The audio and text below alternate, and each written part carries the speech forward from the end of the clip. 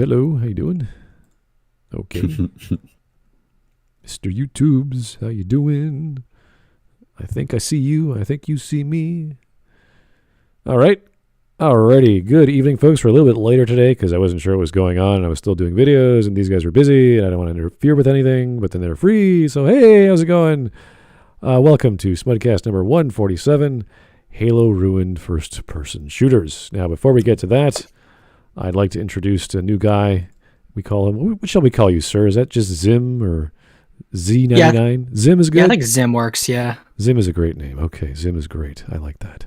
So, before we get to the actual video, we're going to be doing a Spacedock video. I think we might have actually covered this before. Uh-oh. Message coming in. It's only 3 minutes. Patching it through. But it's a good one. I don't know. What? I remember watching this. I don't know if we've watched it on the Smudcast or if we watched it on Morning Nonsense, but it's small enough. It's only 3 minutes. It's small enough. We can get through it. Star Wars. Nice little taster for the rest of the evening.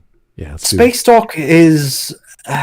he's a YouTuber who has gained his fame not by talking about media and its quality, more about talking about ship specs in general. That's cool. He knows his audience. He's good.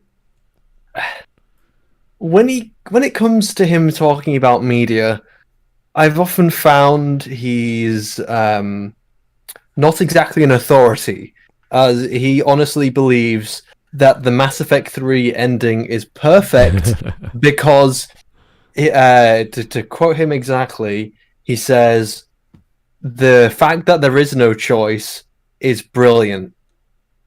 What?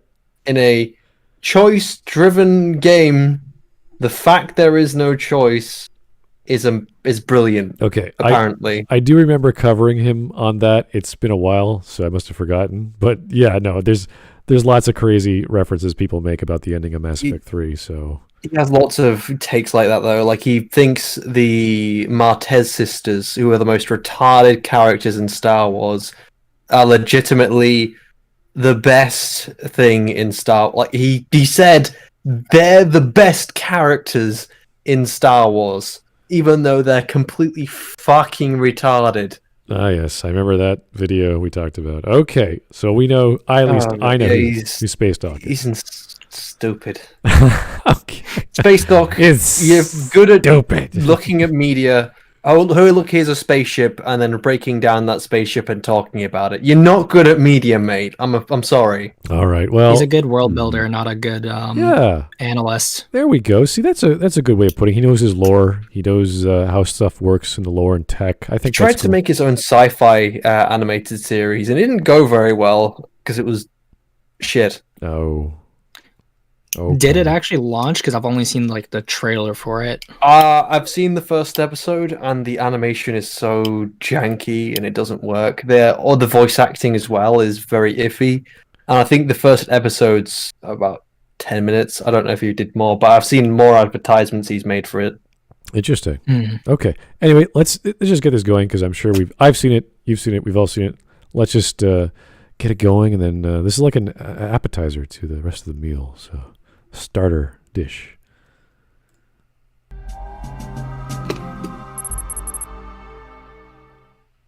Hey everybody, I'm Daniel from Spacedock. Now I realise The Last Jedi came out ages ago and everyone has said everything they could possibly want to say about that film, but I'm here because there's one thing that I'm frankly fed up with explaining to people on Twitter, so I'm making this video so that I can just link it whenever I need to. Star Wars is full of fantastical, unrealistic stuff because it is self-admitted science fantasy, and that's fine. And while I myself am not personally a fan of the second and third sequel movies, I feel like The Last Jedi tried its best to execute some very exciting and interesting ideas, but didn't really stick the landing, and The Rise of Skywalker was essentially zero effort narrative flatulence. But there's one thing, one very specific thing that gets nailed to the...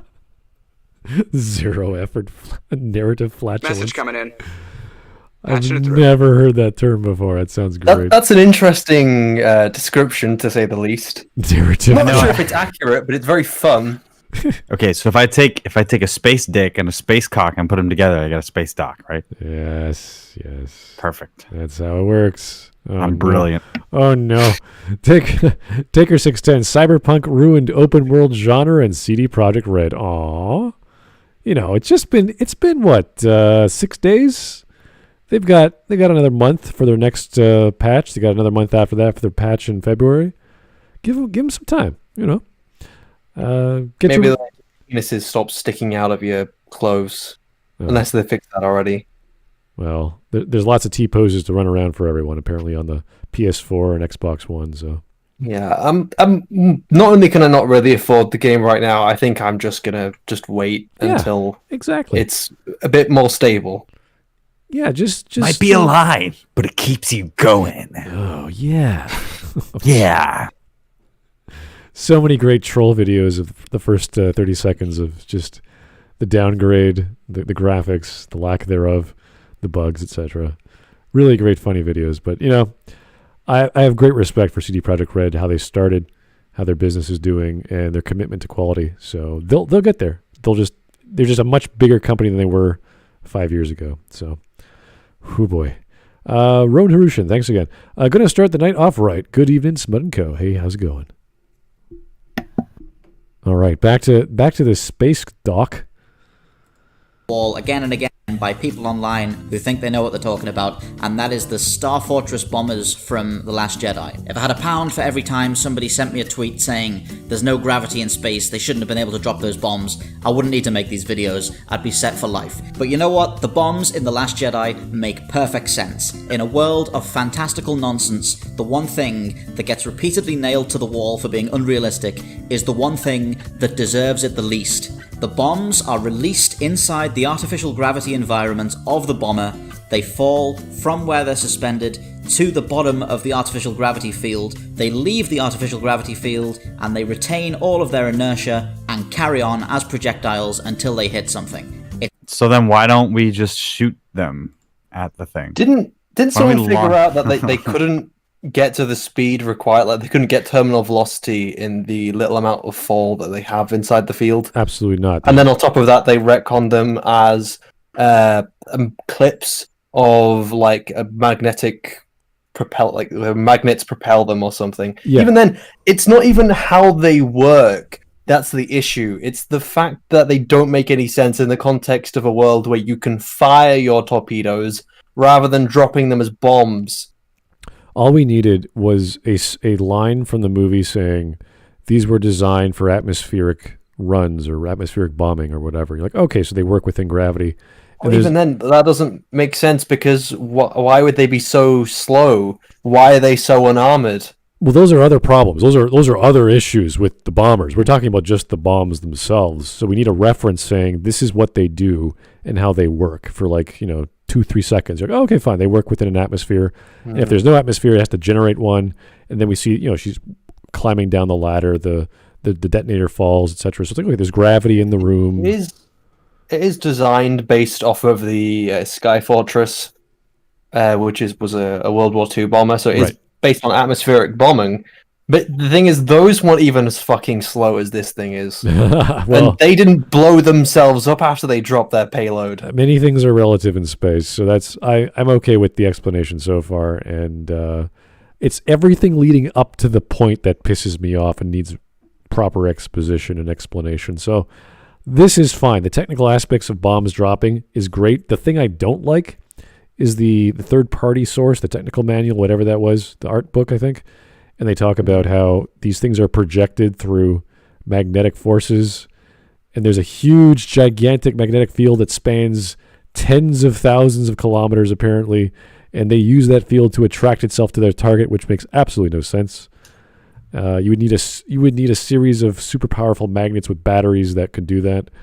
I don't care how far you are in the future.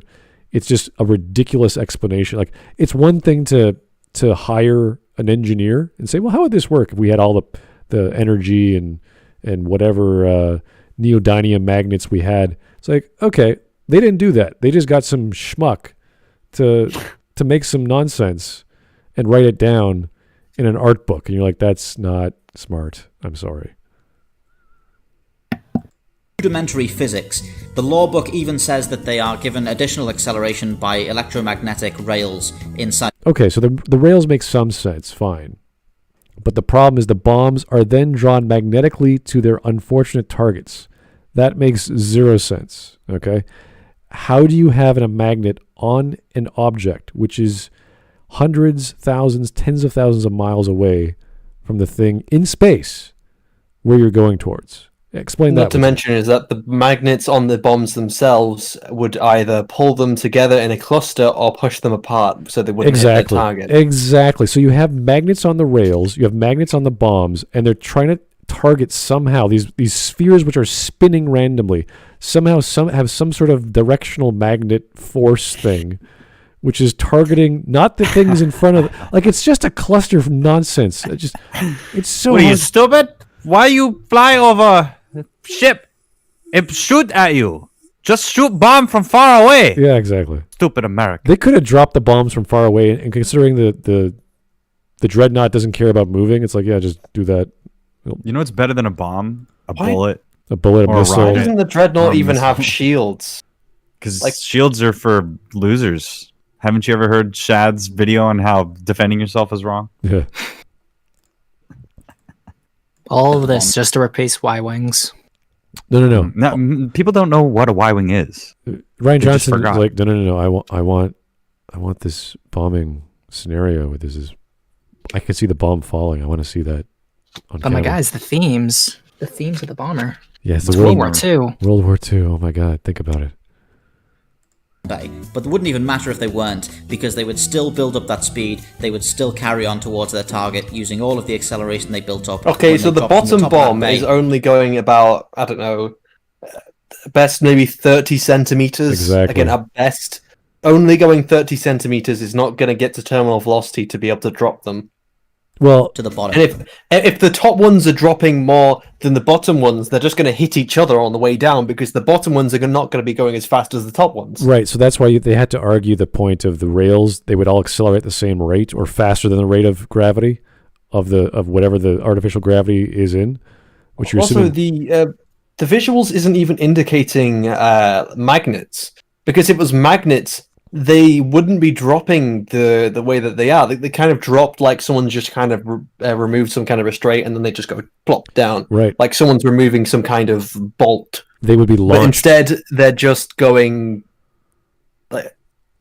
magnets would be...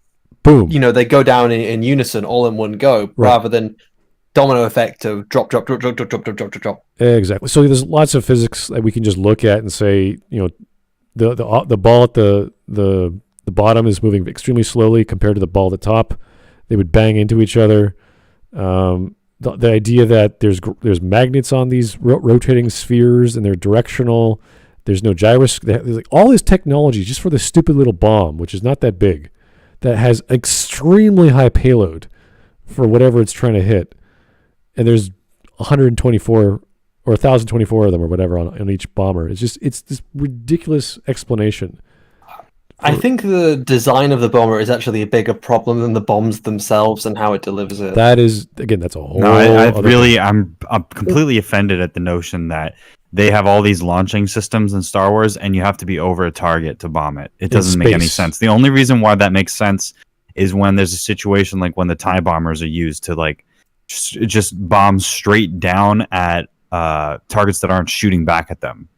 You know what I mean? They're just shooting these depth charges. Or if those bombs are meant for surface things, it kind of makes a little bit of sense. But, you know, I just think that it's so ridiculous that they would use actual physical explosives that just drop from above a ship. That doesn't make any sense at all. As Shiny said, the design of the bombers are like, they are so specific. Like, when would you want to design, even for an atmosphere, why would you want a vehicle that does this? Like, can you imagine, I don't know, what do we have? We have stealth bombers in first world countries like we have in the United States. They have maybe one bomb, two bombs. It's very specific. This is 1,000 little tiny bombs where you're like, we don't even care about accuracy. You don't care about what you're aiming at. That's why you have so many. Well, this seems like carpet bombing. Exactly. Which is funny enough what the original bomber was designed to do. Exactly. So it makes very little sense to do that in space.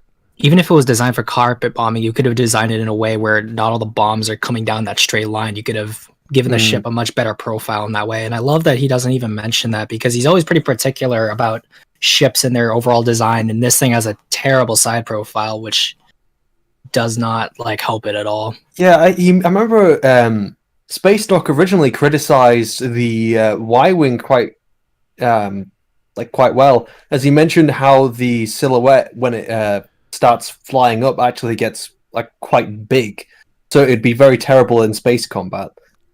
But then when it comes to this, he's like, he just ignores the silhouette and how, you know, they die really easily and they have pretty much no defenses. One TIE fighter accidentally flies into it and destroys 3 more.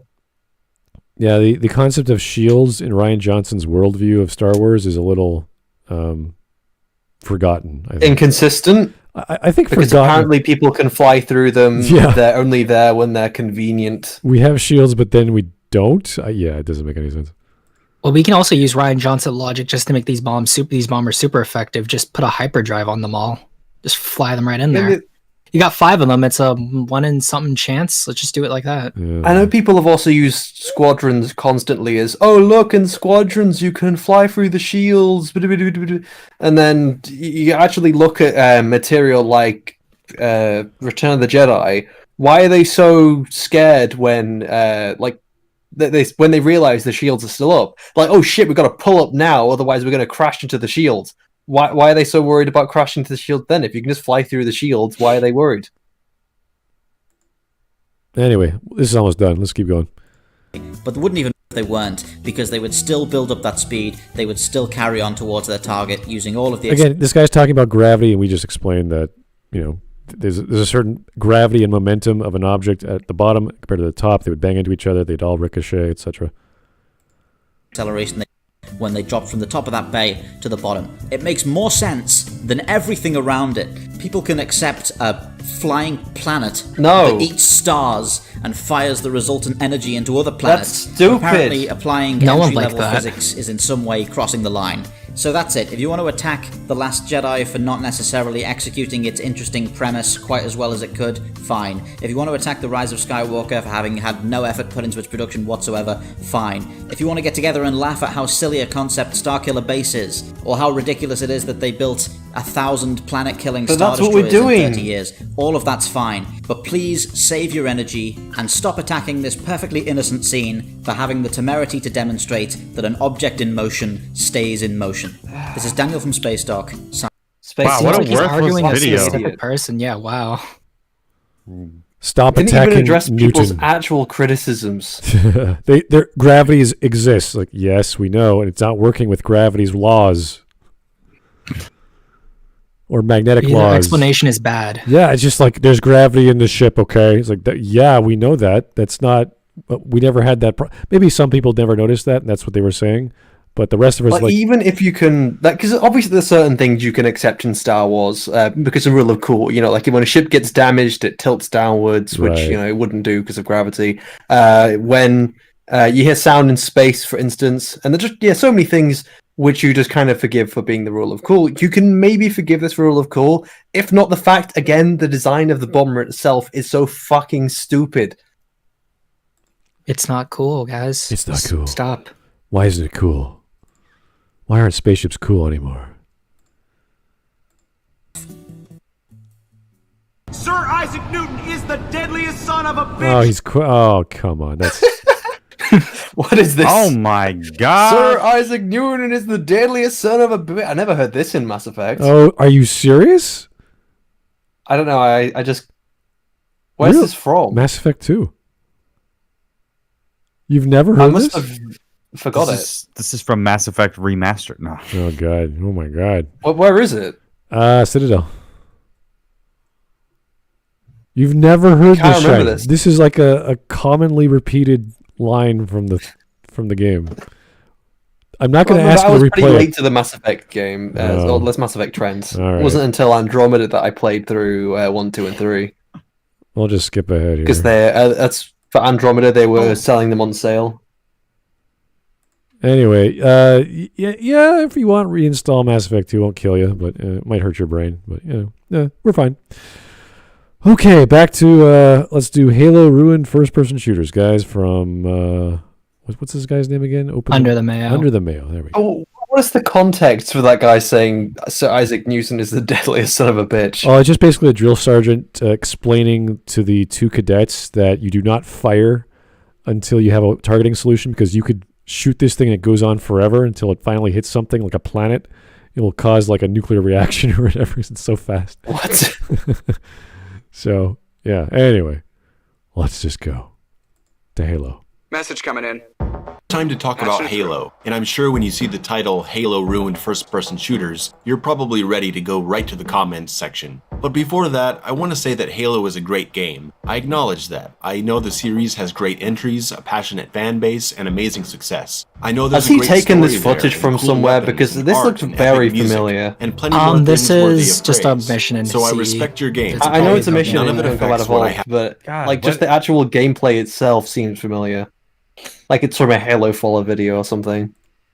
No, because there'd be enough watermarks from Chris's videos where you could probably see it, so it's probably just his own.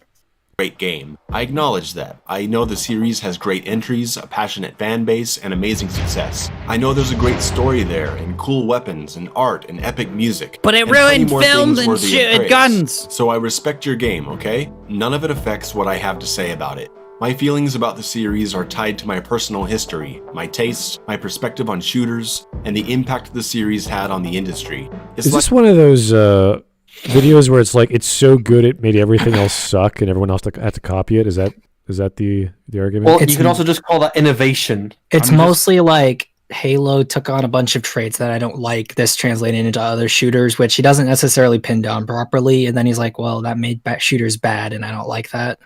You'll see when it goes along with his own personal history. I'm just waiting for just waiting for him to say regenerating health at some point. Oh. Yep, it'll come. Night. You can talk about it having negative effects on movie trends in the next years, while still praising it as a good film. This video isn't a list of complaints about the game either. I'll mention some things, sure, but this is more of a story that I've wanted to tell, about how Halo affected my world. When considering to do this video or not, I was messaging my Halo fan friends, saying I'm thinking about making a video about how I feel towards Halo, not reviewing Halo. And let there be no doubt, this is largely about feeling. Because I know there are other people who had this experience, who will relate to the following series of events, and who will appreciate this story. And maybe, if So you're this a is all Halo feeling fan, with no you'll get to see substance? your game through a different set of eyes for a moment. So let's begin. I was a shooter fan from the start. My dad had a home computer for work back in the 90s where I would play the freeware version of Wolfenstein 3D. And while I already loved my consoles for a few years before that, I was often drawn to that 3D shooting game on my dad's PC. I played no other game on that PC. I couldn't even tell you if it had any others. It was pre-Windows, DOS, and you had to type C:/DOS/something.game/gallery or whatever. Wow, that's scary. Oh, okay, fine. He doesn't know DOS 5.0 or whatever it was at the time. He's probably had a 486 or something like that. Fine. Just like me. Oh, yeah. I get it. It's old. Move on. I'm old. So ancient. If I ever did that, I can't remember the name of a single game I may have seen or played. Dad's PC was the Wolfenstein machine. I grew up in what I consider to be the best time to witness video game history. Sure, there are more and better games now, but I'm glad I wasn't born into HD 3-dimensional gaming. I'm glad I got to witness the evolution from 8-bit to now, seeing games as graphically basic but fundamentally solid as Asteroids, playing the earliest classic 8-bit platformers rescuing the damsel in distress, beat-em-up games, side-scrolling ninja adventure games, and the first RPGs. A few years later, having the spectrum of color explode in front of my eyes with the introduction of 16-bit consoles. Already, when yeah. What does this have to games do with started really have Halo? a beautiful look. The first jump into 3-dimensional games, Oh, the boy. birth of survival horror, fighting You're games, sounding My really first sensitive. child! first-person shooter. I have very early Oh, I like childhood Rise of the memories Triad. Atari That was games at the homes Chad of game for relatives. Chaddeds. I'm familiar with the arcade classics of Pong and Pac-Man, but Galaga was the most popular arcade cabinet in my We get time. it. Video I got game my first history is console when I cool. was around Video 5. games My are first console was the cool! original Nintendo. A console so iconic and revolutionary that my mom... Let me tell you about my life fucking story. I like playing Nintendo in the basement, and then my mom would come down and bring me chicken nuggies, and then I'd be like, thanks, Mom. All about how Halo fucked up my world and turned it upside down. Well, he went from, NES games all the way from TurboGrafx to PlayStation, so now we're back to NES. It's like, dude, we get it. History, cool, yeah. All consoles. You know what he could easily just say? Years, he could just say he played a lot of Coke for games that were two-dimensional or something, and then he moved into three-dimensional, or he saw how they evolved. You could just say, I've seen how games have evolved, and that would be just as... It's weird. Be fine. He started with Wolfenstein on a 386 or 486 machine. It's like, okay, why are we back to Nintendo, which is like early 80s? Like, what's... Yeah, he started somewhere, went back in time, and is now going all the way back to that same time. Well, maybe he's bullshitting. I don't know. Yeah, because actually so little of the video is about Halo in actuality. Oh, no. Tissues. I didn't have a lot of games. We all had Mario, Mario 2, Mario 3. But aside from that, I liked action games. Double Dragon, Ninja Turtles 3, Contra. You just did this! Oddly Metal enough, Gear, I didn't have Mass any of those Effect, games. Cheese. I just rented like everyone else did from the Blockbuster. Yet for some reason, I did own the awful Ghostbusters game, Back to the Future, and the first Ninja Turtles game. And believe me, everything the angry video game nerd says about those games is true. I had an inexplicable habit as a child of not asking for the games that I liked, and I missed a lot. I completely missed out on the Mega Man series, the Mega Men. And I never get it. You Final have a lot of Fantasy video and game bunch of taste. Oh my god, let's just advance. Video game. Let's just advance. Video game. Video game. Video game. Video game. Video game. Video game. Okay, video maybe game. Wolfenstein. Okay, he seems to be stuck on a topic here. That maybe Video he'll be talking about game. something. I also play video game. What's this? It's a let's video go. game. He's talking Oh, about shit. he's talking about Quake and like how much he loved Quake, and then that Halo came around. That's what you just skipped over. Okay, Quake is awesome, but that's nothing to do with Halo. Let's keep going. Exactly. That took 7 minutes. Wow. What's strange is that usually his videos aren't like this. He usually gets into his topics pretty quickly. It's just this video is super bad in that department. Well, Just love maybe it. he's just a bit of a twat. I just fucking retard. love video game. There's a thing. I fucking love video games. Okay. My story started back with the Wolfenstein game, and then it will keep going to Wolfenstein 3D, and then I went back in time to the Nintendo, and then I went forward in time, and then I went backwards in time. Yeah, and but then now everything changed when the Halo Nation attacked. Only Doom, master of all 4 FPS tactics, could stop him. When the world needed him most, he vanished. But when we needed him most, they wanted extra money for DLC. Later tears. Calm down. Not everyone knows what gravity is. Yeah, thanks. What's a late super chat? Sorry about that. I'll show you gravity when I suplex you off the Empire State Building, son. Ooh. Joe Crazy. Is there a rest stop between now and the effing point? Yeah, we just gave you one. That's it. Sorry. Unreal, and the other 16 guys would play Halo. I'd watch them a lot, and I'd try to play a little with them. I'd join in on some death matches. I'd play around in the campaign. Okay. I was shocked by how slow the game was. Okay. Like my character was walking in mud. Holding the Xbox controller in my hand, I couldn't believe how detrimental it was to movement and Okay, so it's not Quake. We get it. accuracy. Someone would be shooting me on the right, and I'd have to slowly turn to see them. Yeah, that's After what years controllers of being do. able to freely check my flanks at any moment with a mouse. So You're a I raised walking the fucking sensitivity to tank. be able to look around faster. But now I couldn't hit anything with my gun because the camera flew all over the place when I was trying to aim. That's This just stuff from is a better lack in of modern experience games, with but 20 controllers. years ago, it was really clumsy. You could only hold 2 weapons, which I thought was lame. All my other games had large weapon inventories. And it's not like this is a military simulation game. Games It's are sci-fi different. action. Who Where's my fucking arsenal? knew? I'm holding 2 weapons that I like, and then I find another weapon that looks cool, and I have to drop one of the weapons Oh I my like God. just so I can experiment with the new one. Boo-hoo. What if I make it 5 minutes and decide I don't like this one and I prefer the other one? Then It's you just pick up bad another now, one! Or I have to go 5 minutes back? It was really off-putting. And the rules of the game just seemed like a bad change. In every other The rules of Halo, as opposed to any other first-person shooter, the deathmatch, capture the flag. What else is there? At the time, I can't remember. Wasn't Halo Combat Turok. Evolved on PC? It was. Gearbox ported it. Poorly. They shit ported port, it. You could at least play on PC. You don't need to use a controller. You have to use a controller. That's how NVIDIA, the way it's meant to be played, okay? Yes. Need to use Yes. one. Oh boy. Here's a donation from Gaylord Zapakowski. They're a piece of shit. Thank you, Gaylord. Thank you, Shiny. Hail from Pennsylvania. Oh my. What terms do you think should be defined in a discussion on subjectivity and objectivity in art critique, other than the obvious two, of course? Oh boy, that's a big change in tone and topic. Instead of objectivity and my subjectivity, say God. craft and enjoyment. It makes conversations a lot easier. You really say if it's not gay, it's not good. Oh, Then you my. win every argument. So talk about functionality, talk about the form and final cause. If you want to talk about Aristotle, that always helps me, but not everyone else. So you Talk about criteria. have a list of criterias, which is the classical way of looking at things as opposed to the romantic way of looking at things, which is emotion and subjectivity. So that's the beautiful thing about having a criteria, where it comes from, who made it, why we have one, why we define things in certain categories and objects that way. So yeah, get criteria is number one, functionality, form, and final causes from, actually all the causes from Aristotle.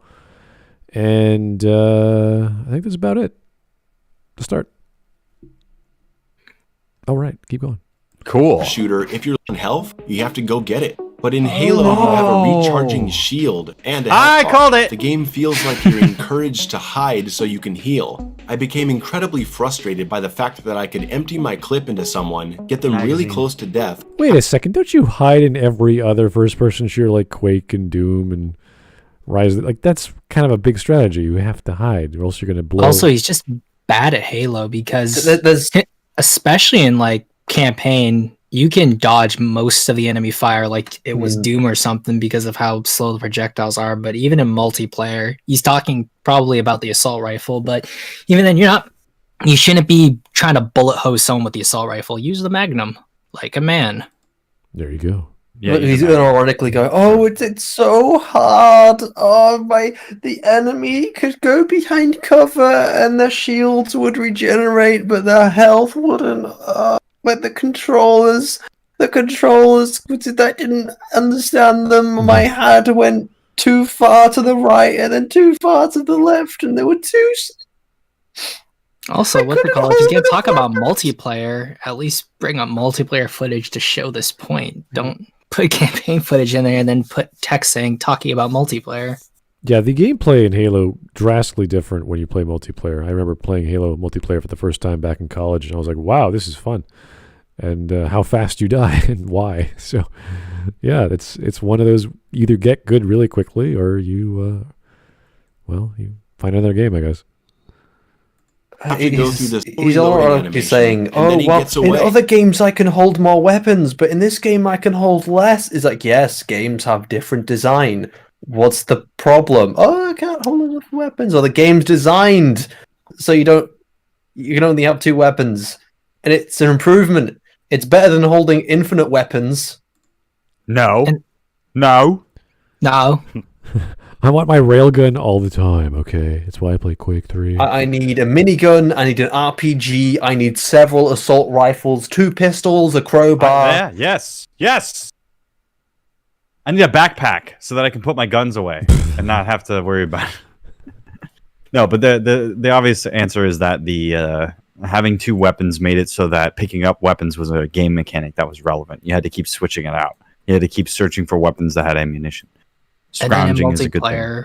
That's just like an underlining strategy of how to hold down map points and stuff. Yeah. And even then, like, having a lot of weapons, that was something that was pretty exclusive to most of the build games, or games that are trying to emulate the build games, because he even mentions later on Doom, Duke Nukem, Blood, all of which were made using similar tech and all trying to essentially copy Doom and Wolfenstein. So, I mean, it's purely subjective what he's complaining about. A lot of games do the limited ammo, limited weapon, resource management sort of style, especially in multiplayer. I remember the jump to Mass Effect 2. Everyone had 2 weapons, regardless of your class you had. Then they implemented a weight system in the 3rd game. So this is a common thing, even for single-player games. So there's reasons why conventions are adopted. People are used to them. It makes sense within the lore. It allows you to have that level of tactics that you wouldn't normally have. Like the first Mass Effect, it was like they didn't really polish anything for combat. Just like, hey, here's all the guns, and here's all the better guns. They're all the same, and then here's some gun mods, and they're slightly better as you get the levels, and then you have ridiculous effects at the end. So every game should have its own system for weapons and ammunition, but once you get to a certain level of competitiveness in multiplayer levels, you want a nice sort of baseline, and you have to adopt from other players unless your game is completely unique. So I don't know. Not to mention how the weapons are designed, it wouldn't be good for like multi-arsenal game, because if you were able to use the sniper rifle, shotgun, a rocket launcher, energy sword all at once just by going through a weapon wheel, the game would be excessively unbalanced. Plus the change of weapons, rather of ammo in Mass Effect. Oh, we have to now have ammo. It's like, oh, really? So they were trying to appeal to more people because it was cooler and more fun, and everyone else was doing it. Well, it's just what everyone else was doing, yeah. It's like it's a lot of studios to try to follow the trend, but then you get talking about that. I'm sure this is what his point's gonna be. But Halo very much innovated and set a trend within shooters. And just because everyone else tried to be like Halo, I mean, if they lose their identity as shooters trying to follow the trend, that's obviously bad, and that's something the developers shouldn't do. But it's completely fine for other developers to say, oh, look, I really like these mechanics in Halo. I like this, that, and the other, and I think I'm going to implement this in my game, and then I'm going to change it up and add these things and take that thing away because I don't think it works quite as well for my game. And then all of a sudden they have brand new mechanics. And we're talking that's about... fine. But then what's happening with also Halo is in terms of the newer games is that they're no longer setting the trend. They're trying to follow the trend. And the trend at the time of Halo 4 and 5 was no longer being the slow super soldier battlefield tank. It was the fast-paced run and gun shooters where you're just running everywhere and just shooting everything, and everything's just complete nonsense everywhere. And then that's what Halo 4 and 5 ended up being. Well, the idea behind Halo was it was such a polished and well-balanced game that it was a standard for everyone else to follow. So the idea that controls aren't good or this or that based on the whatever interface he was using, it's like, fine, okay, you didn't like it, you didn't like the mouse, you didn't like the more control you had with Quake 3, you can customize your entire keyboard and your mouse sensitivity and this and that. Okay, maybe it's more streamlined. I agree, it's true, but because it was done so well, it appealed to a heck of a lot more people for people to get into the game and appreciate it more on a basic level. And then there was the people who got better at it. So I like those games which are entry level for everyone, but not everyone can master. And that Halo was one of those games. Mad Ghost 4, it's called a magazine, you twit. Yes, magazines, the thing that holds all the other things. Need thermal clip. Oh, God.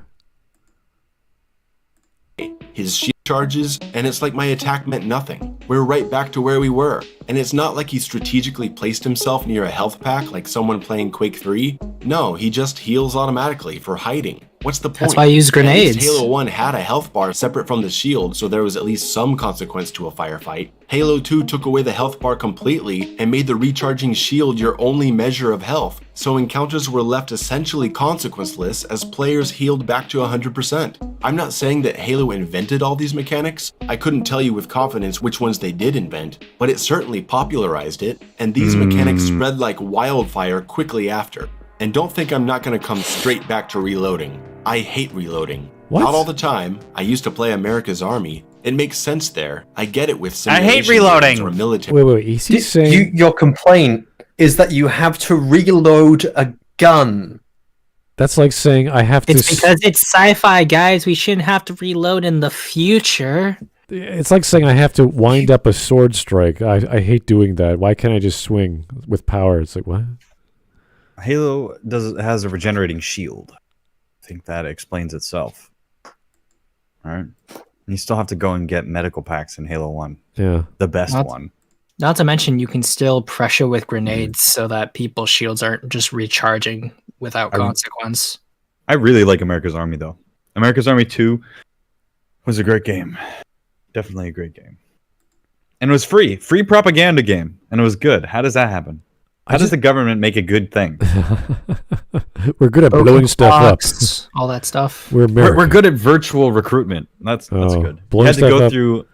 You played the game right, and one of the things that I really liked about it, and I thought was cool, is that to earn access to certain maps and to certain weapon kits and stuff, you had to go through training, just like in the real military. So you would have to go through basic, which was a tutorial level, and then you would have to do like special forces training or SEER training where you had to escape or whatever. And I thought it was really interesting. And then the multiplayer was like an Arma style game. But when I was better than Arma at the time. So that kind of dedication is really good. And then it's funny because the only America's Army that people really play right now and that's available is this Proving Grounds game, which is like a cheap Call of Duty ripoff. Because which I think shows the difference in the modern military and the modern people that they're trying to recruit. They're like, hey, you play Call of Duty like guns? Join the military. Yeah, dude. Instead of back then it was like, you want to serve your country? Here's an M16, Chucky. Go down way yonder. Well, I can't believe someone who's played any sort of first-person shooter games doesn't like the concept of reloading. It's just I don't even know. Infinite bullets. Just all the time. All I care about is if the reload animations are good. Like recoil is. What's he going to argue about next? Recoil is. I hate recoil. It's like, yeah, so do I. But that's why you stop firing. Halo doesn't really have recoil. I very fun, in fact, in VR is actually reloading your gun. It is pretty sweet, you know. Okay, I've got to get the clip out. Got to pop it in. I've got to reload. The magazine. It's not a clip. Gosh, you heathen. I'm just kidding. But anyway, yeah, it's a seriously fun mechanic, and I understand it's less interesting when you're actually playing on a PC, but I never played a video game. I don't know, just fucking anything where you have to reload. Halo, never played Halo, and thought, do you know what I really fucking hate? Having to reload my gun. If only I didn't have to do this. Donald Trump. Oh, God. Well, one of the funny things is a little bit of trivia about Mass Effect 2, why they implemented thermal clips or ammo was because it was really cool. The shot, when you play another game and they have a shotgun and they fire off a round or a shell and they pull it back and they choke it, that's really cool. So they said, let's do that with all our guns. It's very visceral. It's fun to do. And that's why they have thermal clips in Mass Effect. No other explanation with lore or technology or it's cool. I think Mass Effect got me saying thermal clips, and that's my excuse. Oh, really? Thermal clips. Oh, dear. It's just ammo. That's all it is. Base shooting goofy aliens with plasma shields. Doom doesn't reload. Quake doesn't reload. Unreal, Wolfenstein. That means you can never do it in a game. Message coming in. Doom didn't do it, therefore you never have to do it. Just follow the majority. Don't ever do anything different. Halo, how dare you go against the trend? Quake how dare you put fucking reloading in your game? How dare you only let me hold 2 guns? Well, why is this guy whining like a little bitch? I understand he likes Quake. I think Quake 3 was probably the most hardcore FPS in the 90s, and there was reasons why you go to LAN parties and everyone plays that, because it's one of those real hardcore games. It's like, okay, we're playing for money or whatever. But games evolve. Technology gets better. Animation, everything gets better. And yeah, there's still games like Quake out there. You can play Quake online for free in a browser. So you can still keep going there. Why are you complaining about Halo, which has its own thing, if it's not for you? It's a strange. You're still comparing apples to apples. Just this apple is newer. You just don't like it as much. We get that, but you can't bash the apple for being an apple and saying, "Oh, look, it's new. It's got this stuff I don't like on it. Why am I reloading? My God, guns. Yeah, guns are complex objects, and to make that a little bit more believable, and to allow that time lag between survival and death, I think is a nice aspect of tactics. So I understand where he's coming from, though. I think the 90s were important for a reason, but, so is Halo. Taker610. Did lots of shooters have a melee before Halo 1? Half-Life. No. I mean, he's talking about meleeing with the weapon in your hand. Oh, then no. You know what I mean? None that I can think of. Yeah, I'm trying to think. Yeah, most of it was usually just a dedicated like melee tool, like a knife or your fist or something. Yeah, like Doom had the chainsaw, I think. Yeah. Yeah. Blood, no reloading.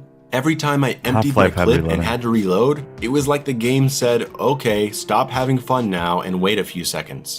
I was desperate to be able to spray the weapons more and let my skills show. I want to... Hey, Sergeant Roger, tell me about what it's like to be in combat. Well, every time I had to reload, it was like I stopped having fun. The fun stops for a few seconds every time you have to reload, and that ruined my fun. Ironically, this is totally something that I agree with on every single level of reality. I hate reloading too. It's just a pure waste of time that takes away from you trying to kill somebody. You're doing a good job. You're shooting at all of the, whatever minority that you're trying to kill in 1944, and then all of a sudden you run out of ammunition. That's a problem. No, but we can look at it this way, a kind of glass is half full kind of way. Once you reload again, you can just go, this is where the fun begins. Every time that you reload, you have to killing younglings again. Every time you take out your guns, according to Hollywood movies, you have to cock them for no reason. For the first time ever. Even if no bullet comes out. And every time that you reload, you have to pull the thing back and then say like a one-liner to your best friend or whatever. I remember that. Wasn't it in Doom that they cock their guns several times for no fucking reason? Guys remember watching X-Files late 90s? Every time Mulder pulls out his gun, it's like he's loaded it for the first time, because once you do that, the hammer properly springs back, and they keep using the same sound effect every single other show. It's like, I hate that. I hate, and then there's that old back before they had really good gun sounds in old movies. There's always like ricochet sounds, like pew pew. Yeah. You're like, what the fuck? Everything is from this distance, because like you can tell how close bullets are going over your head by the different sounds. So it's always interesting to see good sound design from like. There's so many details that just have to do with recognizing how reality works. Like how many movies there are that have lightning strikes and thunder strikes at the exact same time. You know what I mean? Right. That's an error of noticing reality. And then there's like people when they check their guns in movies, all they need to do is check the chamber to see if there's actually bullets in there. You know what I mean? Or like open the revolver thing so that they can see that there's bullets in there. That's all they have to do. They don't have to like cock the shotgun, rack the slide every time. And there's little details like that, and you'd think that it's your job to catch that stuff, but so many people don't catch that stuff at all. So what's interesting about video games is that we're slowly getting closer and closer to the reality, because now games are starting to take into consideration, for example, if you reload with an empty magazine, your ammunition counter goes to 0. But if you are reloading, it adds with a round in the chamber, it'll add the rest of the magazine, but keep the bullet that's in the chamber ready, so you have one extra. Like that's something that's clever. I also like video games that they pay attention to reloads, and they throw away the magazine, or like Insurgency Sandstorm, where if you can reload and put the magazine back in your pouch, or you can do a quick reload and just drop it to the floor. I really like that, and I like games where there's iteration. So like Gears of War, where you can do a quicker reload if you it feels like urgency, that kind of thing. That kind of detail is really important, and I think it's interesting that he's citing 1990s stuff that was intentionally not really about realism or relating to the reality of a situation. It was more about the gameplay. Why reload when you can just keep shooting? I understand what he's saying there. But Halo is a little bit slower and a little bit more quote unquote realistic than Quake, where you're bouncing off the walls and stuff. Yeah, I know that Quake. Not to mention in Halo, specifically CE, you could actually backpack reload. So if he actually took the time to play the game and learn its ins and outs, he could simply backpack reload one of his weapons, switch to another weapon, and then switch back, and he'd have his ammo back without having to quote unquote normally reload. That was something a lot of speedrunners do. A lot of people in multiplayer do it. It's one of those things where it shows that Halo had a really small skill floor, but a really high skill ceiling. It's very similar to every game has their own little nuance, as you were saying. Like, Quake 3 has the rocket jump. Mass Effect 2 had the Claymore reload, where you would do a melee maneuver and then would jump into the reloads animation. So there's all these little hacks that you would play a game for, but that's what's great about reloading. It gives you that time. Oh, I can't just keep firing. There's a consequence to my actions. I have to use tactics now. I can't just go willy-nilly. Slows down the game. Yes, exactly. You have to think. You have to practice. You have to be good at what you're doing. It's not just pull trigger, everything blows up around you, and just keep running. It's like that's not what we do anymore. Not to say you can't. Not to say you can't have those games anymore, but again, as technology gets better, we get more believable scenarios for technology, science fiction, even old technology. Back in Wild West, we want to see people pull that 6-shooter out and like pull the trigger, and then single action army, pull back the hammer, pull the trigger. I want to see those shots from those old westerns and how fast they could fire. That's what I like about those westerns. I don't want, aim, gun, fire, everyone die. Like, no. Fan the hammer. I don't know. Also, reloading also adds difficulty. If you're having to just spray your ammo everywhere, and never having to reload. No consequences. Like you have to be a bit more tactful of your ammo if you're constantly having to. I've only got a few rounds left. I have to get behind cover, reload. Okay, I'm going to go back out there. Think of John Woo films. If they actually paid attention to ammo count and reloading, like that would change things a lot. But it would be a heck of a lot more believable and a heck of a lot more consequential when you have 50 guys coming at you and you only have 12 rounds in 2 guns.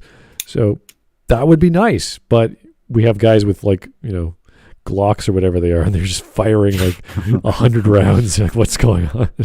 See, that can be good too, but when it comes to games, there's 2 schools of thought, I think. One is that you're trying to give the player as much power as possible to just do whatever they want to do, which I really like. I like the freedom of just being able to just slaughter everybody. That's why the high skill set of Quake and Unreal Tournament is just fantastic. I mean, they're just ridiculously good at what they do. And then there are games where you need to slow down, and it's specifically a console game like Halo. That's a game that needs to slow down.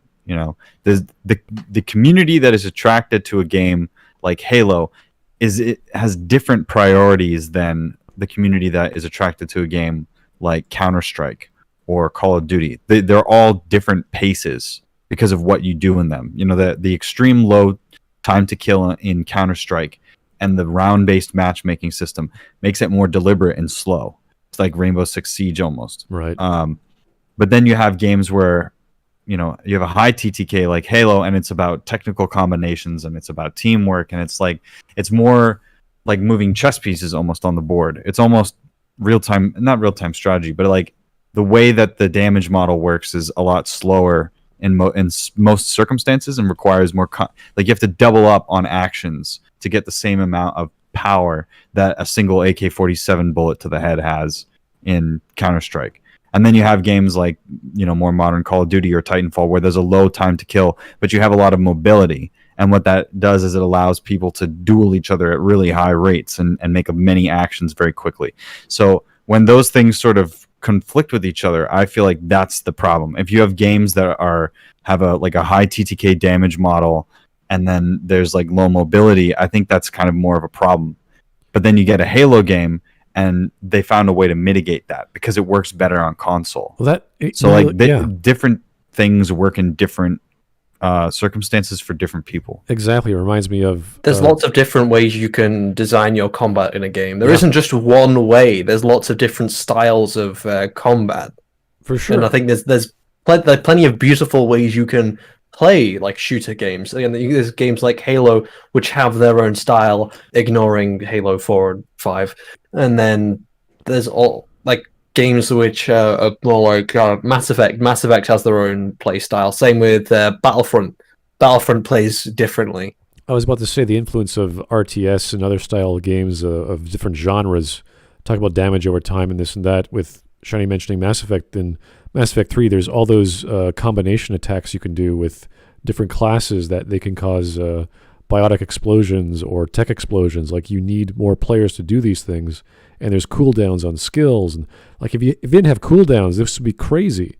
And that's why I love those once a month or whatever it is on. I don't play these games anymore because I don't have time, and I don't have the hardware space or the hard drive space. But League of Legends, they have Blitz every month or so, where it's just forget the cooldowns, forget all the magic requirements, just go crazy.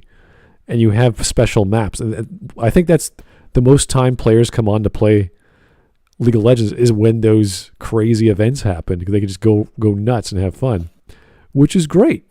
So they're having the hardcore players who can make a living doing all these competitions.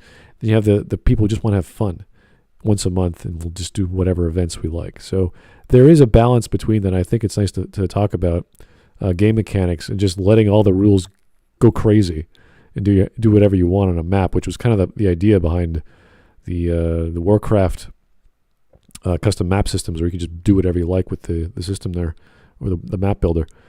But man, we can go on for a bit. Let's just keep on going. We got 10 minutes left. To Tim 505. I wish I could talk about Halo with you guys. I have a lot to say and not enough money. It's the game that got me into gaming. You know what, to Tim? Join the Discord. I asked everyone in the casual chat if they wanted to join. We got Zim to pop in, and he loves talking about this sort of stuff. So join the Discord. We'd be happy to talk about you. Or talk about whatever you like. I might have to create a Halo section just for you guys, because I've been making. I made a Warhammer 40k section. That seemed to blow up rather quickly, so I might have to make another channel just for Halo if that's becoming a big thing. I don't know. Anyway. When my aim movement, but there was no movement. Everyone was too slow. There's no bunny hopping, there's no grapple hook, there's no translocator, there's no double jump. I'm gonna agree with that. I just didn't get it. No, there are small kind of things you can do in CE that are equivalent to that. Halo in general, there are movement tricks and stuff, but I agree fundamentally that, because he's talking about just how he feels, so I understand where he's coming from. Personally, I'm like Titanfall 2 guy. That's where I want to be at. I want to be wall running. I want to be doing grappling launches and stuff like that. But the thing about Halo, I think, is that it's gotten slower. CA is even fast in comparison to it. It's a weird kind of curve stuff, because CA was pretty fast. 2 was really fast. 3 slowed it down. Reach got even slower. 4 ramped up the speed, and then 5 ramped up the speed even more. It's like this kind of weird shift in that base speed, and then with all the abilities mixed in later games, it's interesting to say the least. Well, you mentioned I've always found it interesting that Halo 2 was sort of a competitive, or Halo in general, but mostly Halo 2, because that was the first online one, was so competitive. But I understood it from the tactile feel of the controls, in the way that you don't need auto aim in Halo, which is, I think, the greatest aspect of it. Call of Duty, you pull the left trigger, it aims for you, and then you shoot if you're near the player, basically. But with Halo, it's a little bit more detailed than that. It has the if you're in the circle, basically, there's like a guaranteed shot. Like it interfaces with the fact that you're going to be playing a controller. It doesn't require you to have an auto assist. The game sort of assists it if you're close enough. And it's gotten worse. I don't remember what exactly that's called, but like there's like an auto aim thing where it gets closer to the reticle. Yeah, bullet magnetism. Bullet magnetism. Thank you. Yeah. Now I don't really like bullet magnetism in that sense, but I do like the Halo solution of it giving you a clear and precise indicator that you're going to hit. So that's the way I feel like console games work best, is that once you get that response, like, okay, I know that this hit's going to hit, so I fire, then it compensates for the fact that I'm on a controller and don't have the same kind of movement. capacity. Slower also makes sense for console. I feel like all these decisions make sense for console. Well, I ironically remember I found it enough, pretty funny because I used to have a friend who used to just play like what was it Halo on the Xbox, and I think he moved to a PC, and then he started trying mouse and keyboard, and he just kept complaining. He's like, "Oh, I can't hit anything. I'm using the controller like I do on the Xbox, but I just can't hit anything." It's like, dude, do you know what bullet magnetism is? You don't really get that on PC as much to compensate, because I'm glad. Mouse and keyboard are a lot more accurate in terms of where you're shooting. Yeah, even now, because I play Halo with friends who are both on Xbox and PC, and there is a compensation where on the MCC specifically, if you're using a mouse and keyboard, you don't get bullet magnetism. Well, if you're a controller, even if you're playing via Steam or if you're playing on the Xbox, you do have a little bit more bullet magnetism in that respect. And it's just a little bit of compensation, but it's not to like the detriment of a mouse and keyboard player, because most mouse and keyboard players have more accuracy anyway. I think I remember Wolf did a video talking about the bullet magnetism in Halo 5, I think it is, or maybe Halo 4. And he's like, he was 5, a multiplayer, and he put the weapon directly to the side of someone's head, and there was a wall between them, and he just shot and it somehow managed to hit him still. Yeah, 5 has terrible bullet magnetism. Even like in some of the high level like MLG matches that they've had, you've seen clips of players nowhere near their opponents just getting these random kills they had no business getting, which was a point of contention for a while, I can say. I don't think that there's ever been a really fair competitive Halo game, and I think it's a shame. I don't know, it just seems like spaghetti code in so many aspects with the MCC and the way that the frame rate is kind of tied to stuff and how it feels like you're playing a different game. I have a lot of trouble playing Halo competitively. I mean, there are games that I'm not good at, and I know why. It's just the way that I am too casual sometimes. Like I can't. I have ADD, so I'm bad at Counter-Strike, that kind of thing. But Halo, I've always had trouble with because I feel like the game is broken in so many different ways. But I still understand that there are people that are really good, that have figured out how it works, that are able to like master it and, just quick scope everything or whatever it is. But I there's so many things in the way that the server tick rates have been and how the damage models are, that I feel like they haven't really made a truly balanced one yet. I don't know. Reach was kind of close. That I feel like I've never had a fair and balanced experience. I'm glad I know where this guy is coming from. He was talking about bunny hopping, so I'm assuming he's from the Quake 3 hardcore background of first-person shooters. He's comparing everything to that, and that's fine. But you still have to appreciate other games and say that's their own thing. And not everything can be from Quake, therefore an evolution of Quake, which is kind of weird. I think that's a little silly to make the arguments, oh, this is the best we've ever had. Like everyone who loves Day of Defeat back in the day, like they would play these hardcore games. It's like, it's great, but we have RPG mechanics now in shooters now. We have Quake mechanics now in them as well. So we have elements. And if you just want to go back to Quake, great. I mean, that's fine. Keep playing the game. It's fine. It's fantastic. Still play Quake. Yeah. Clumsy, reactive shooter when there were so many other games that were more fun. Soon after the Halo craze started, I said to my best friend, this is going to ruin everything. So that's not, like, saying it's more fun is kind of subjective. I wish he would say it was not as fun as Quake, because Quake has all these things that I liked, and why. Not, Halo's not fun. Like, Halo is fun. Of course it's fun. It's loved by millions of people. He's acting like such a whingy bitch, and it's like, oh, Halo's gonna ruin everything, acting really overdramatic. It's like, oh, Halo's ruined everything. I can't believe that in every game we have to reload now.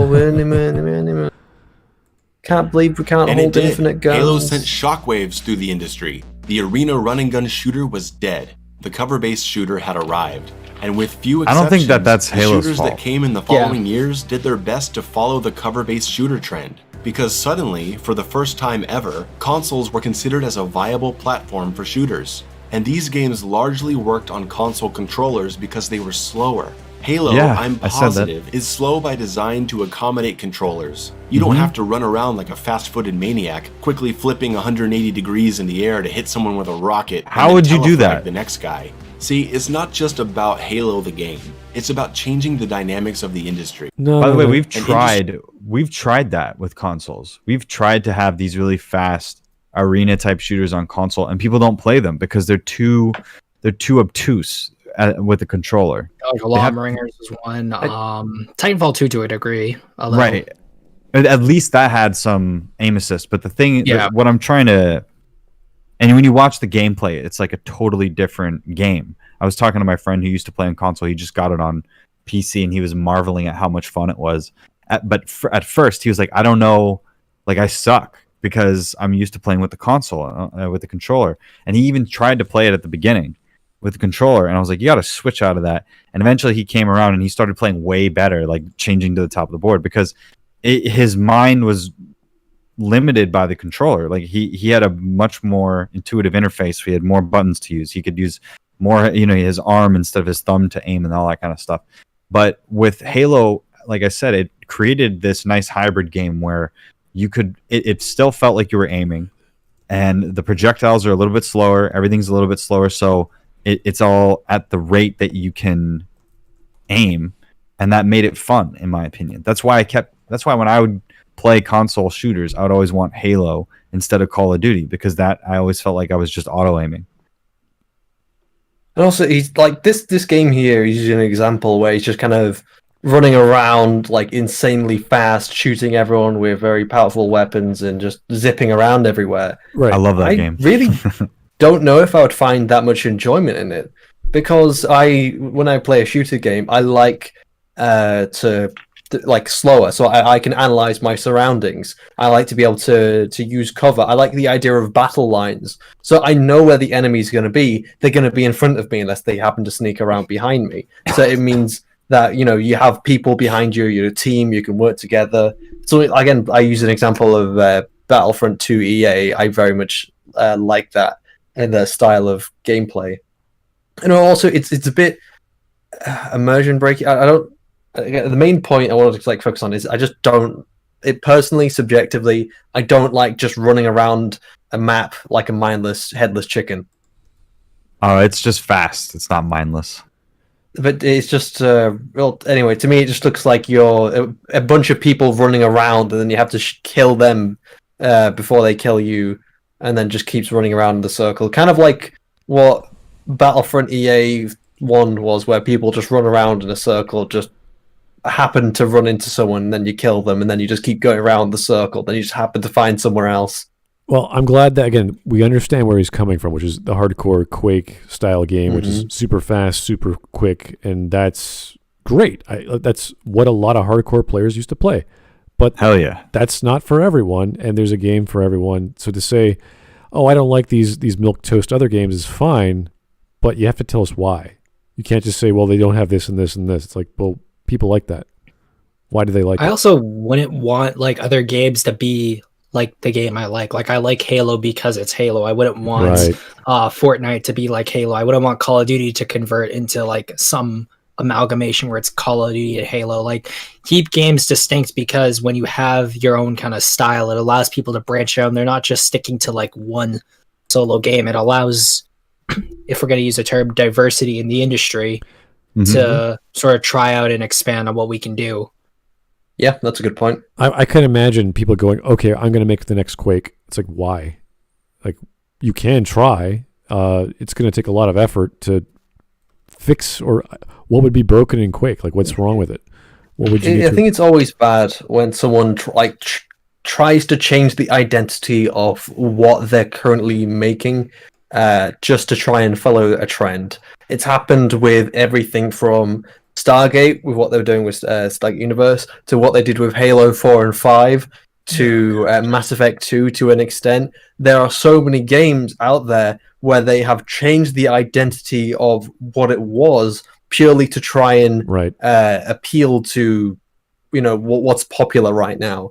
And there are so many Overwatch clones which came out. Well, let's say clones, but just Overwatch style games, which came out because that was popular at the time. There were so many MMOs which popped out of the ether the moment World of Warcraft became popular, because there's like, oh look, that's popular, let's change everything to fit that. And even Star Wars: The Old Republic is just trying to follow the popularity of World of Warcraft. All right, welcome Timothy to the chat. How's it going, buddy? Oh, hi.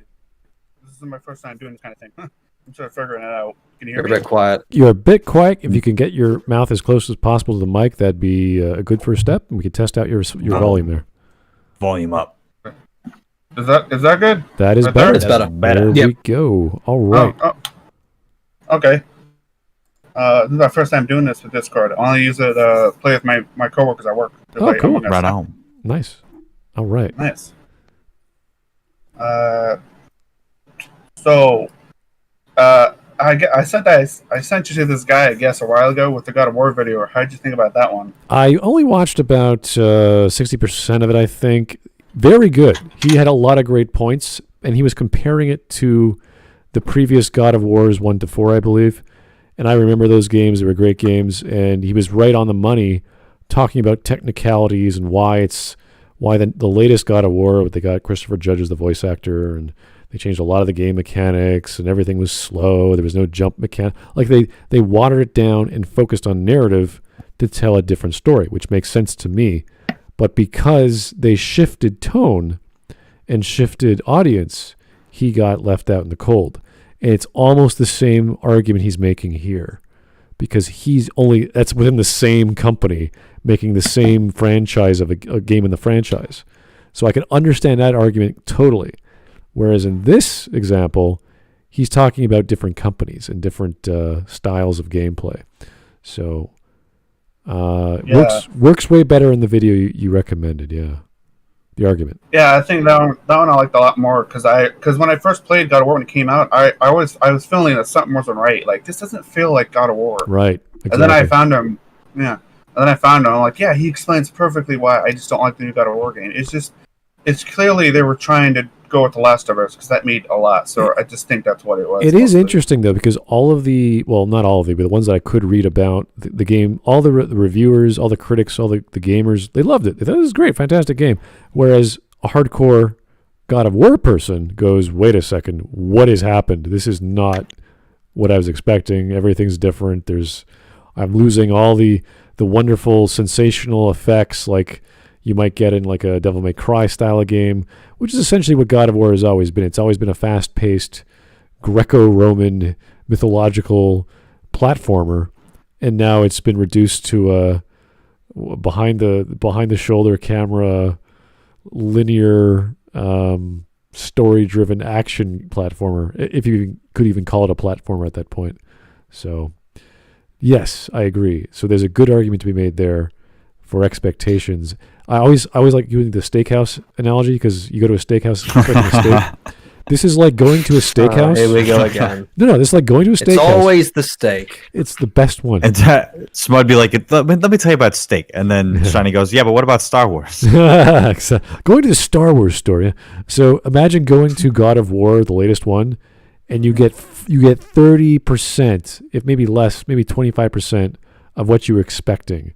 And the rest is something completely different. You're like, I can sort of get behind that and appreciate for what that 75% is, but it's still not enough to say this is a God of War game to me. Yeah. Yeah, even when I first saw it, when they first showed off, I was like, oh, God of War's back, awesome. But then I kept going, I'm like, wait a minute. This seems very slow. I don't think I like this. Yeah, like surf and turf. I want like 50% surf, 50% turf. It's like, no, you get 25% steak and the rest is all calamari or whatever. Like, what the hell? So. Yeah, I know. You know what I hate most about the food analogies? It's fact, I've started using them. Makes you hungry. Makes you hungry. Yeah. Well, no, it's not that they make me hungry. Is that now I'm using them? Good. Yeah, someone have Tonal get Smud a steak. Oh please. my god, I would love to see his finished result. Just as long as I don't have to watch it, that'd be great. Yeah. Also, did you check out that Star Wars video I sent you? I there's about 30 of them I haven't watched, so probably not. Sorry. Yeah, just let you know, it's a bit of a long one. Just so you know. Okay, all right. Well, I'm watching them all, but some of them are too long. So if they're too long, I probably won't recommend it to these guys because they're like, Smud, I got a life. Come on, what are you doing? It's too long. Yeah, I get it, but it's because it's Mauler Man. He got. Wait, when did I say I had a life? Well, Shiny, we think you have a life, and we have to respect it. Whether you do or don't is none of our business. So. Anyway. One thing that can also be said is that not every game is able to survive big transitions in their gameplay. Like, I think the only game I could think of really well that did that was Resident Evil, because it went from tank controls with fixed cameras to the RE4 style, and now we've got RE7 and Village that are coming up soon, which now have the first-person view. But I don't think anyone should expect that to be the case for all games, because, again, games, specifically certain franchises, should keep their identity. Yeah, that's why Kirby stayed 2D, hasn't gone 3D yet at all. Keep your vision pure. Yeah. What I find very interesting about what happened with Halo 4 and 5 was that very much they hired a lot of people in 343, which they weren't Halo fans, and they were people that really liked Call of Duty and Modern Warfare. So they changed everything to try and follow those trends of the armor abilities, of the sprinting, of the faster kill rates, and all these things. So that way lost the identity. But like, who really thought? I mean, to get these people on your team, sure, you need programmers, but like, you shouldn't be changing the identity. It's then again the analogy of someone else coming into your fan base instead of just enjoying it for what it is, like everyone else is. They're actively trying to change it up. Yeah, what's interesting about that? Yeah, that's true too. But like, what's interesting also is that like with Halo Infinite on the horizon, we've seen a lot of specifically artwork changes where we're seeing things be a lot more closer to how they were back in the Bungie days. A lot of people who are 343 fans are all upset that the vision of the game is being changed, and it's like, well, this is just the Overton window shifting in your direction. Now you kind of understand how everyone else felt when the vision was changed originally. I don't understand why people are 343 fans. Seriously, they're terrible. Yeah, no. My first game I got that made me want to get a system was Halo 2, so I grew up with old Halo, so it's real hard to like the new Halo that much. What's weird is I was never able to actually play Halo until it came onto PC more recently. But I was someone who I think I encountered Red vs. Blue first, and I watched the first 10 seasons of that. Absolutely loved it, and then I just kind of came across the anniversary cutscenes on YouTube, and I fucking loved the story until it got to about Halo 4 and 5. I remember when I was watching Halo 5. I was so bewildered by those cutscenes in that story. It was so nonsensical. Oh no, like imagine also being like someone who's heavily invested in Halo, watching the marketing and then seeing the game be nothing like the marketing was. The marketing was suggesting it was going to be, there's a conspiracy, Master Chief, he's been convicted of something and he's innocent or something like that, and someone's got to cover it up, the conspiracy, and then it's nothing like that at all. Yeah, and then the actual game itself is only about 4 hours long. All right, guys. Just say how they bring back Cortana in like Halo 5. It's like, we're going to call it from Halo 4 for an emotional story, and then we're going to bring him back as a villain from Halo 5 for no reason. It's like, that makes no sense, though. It's like there's so many things that require like external material and knowledge to understand. I didn't know about this, but then Wolf brought forward the tweets and the statements by the people at 343 saying that, you need to read the books to understand these things. That's not happening. I'm not spending hundreds of dollars for that. No. Requiring you to know the third-party material to understand like the main material. I mean, I understand you have to adhere to the like the third-party material, like the books. So like you have a book before, it has to stay in line with the game which comes after the book. But you can't also rely on that book to tell your story because not everyone's going to have read that book. So you need to be able to explain in your story itself the events of that book without, being too boring. You've got to do it efficiently. That this event happened, that event happened, or you don't need to understand the full story, just the context that's important to the story you're currently experiencing. And that's something which I mentioned before with Voice, as Voice said, it's okay when this happens in The Mandalorian because the empires are now fanatical people, or blah blah blah blah blah blah. And then he said, "Oh, if you look at Battlefront 2, then you get to see that the empire is becoming more fanatical."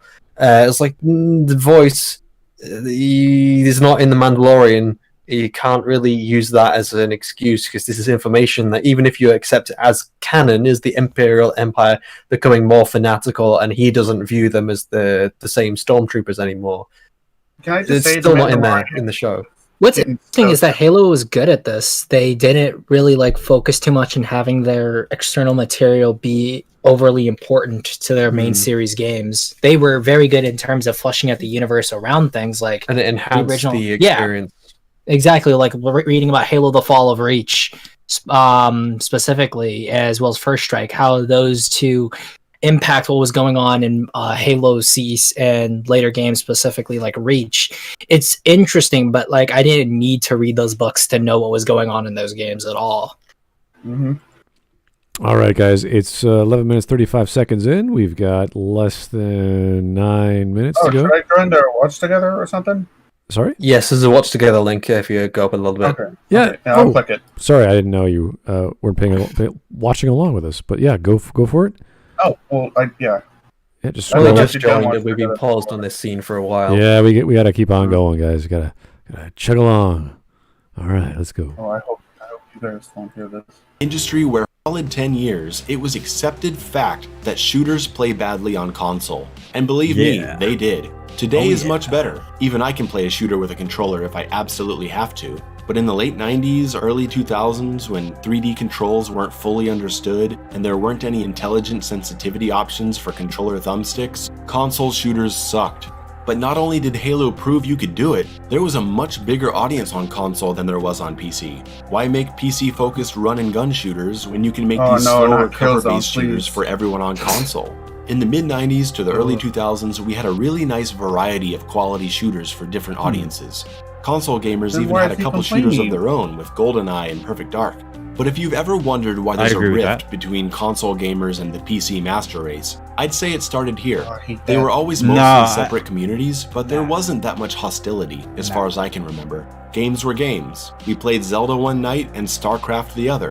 Even then, is there even that much hostility outside the memes or the fanatical groups? I have hostility. No. I have hostility towards what console gamers represent in some sense, because what happened was console install base is really big, and you can't blame people. Consoles are cheaper. They're more likely to be in the hands of children, which are a huge install base, accessible. Teenagers, all these different things. So when that became the primary means of companies getting a return on their profits and getting their game out to the most amount of people, that made controllers more important than mouse and keyboard for historically mouse and keyboard series. That's how we lost Call of Duty.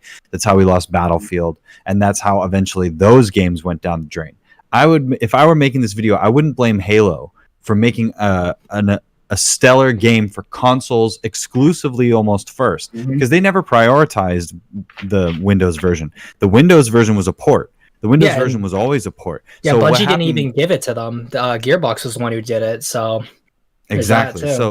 So from in my perspective, the issue is that as soon as games started to get developed for consoles, that detracted from the PC experience. That's how Call of Duty 4 lost its lean. Now, I may be biased, like this guy is biased for Halo. I may be biased for Call of Duty, but I recall the console versions of PC games at the time being inferior versions of the games, but being more accessible to people.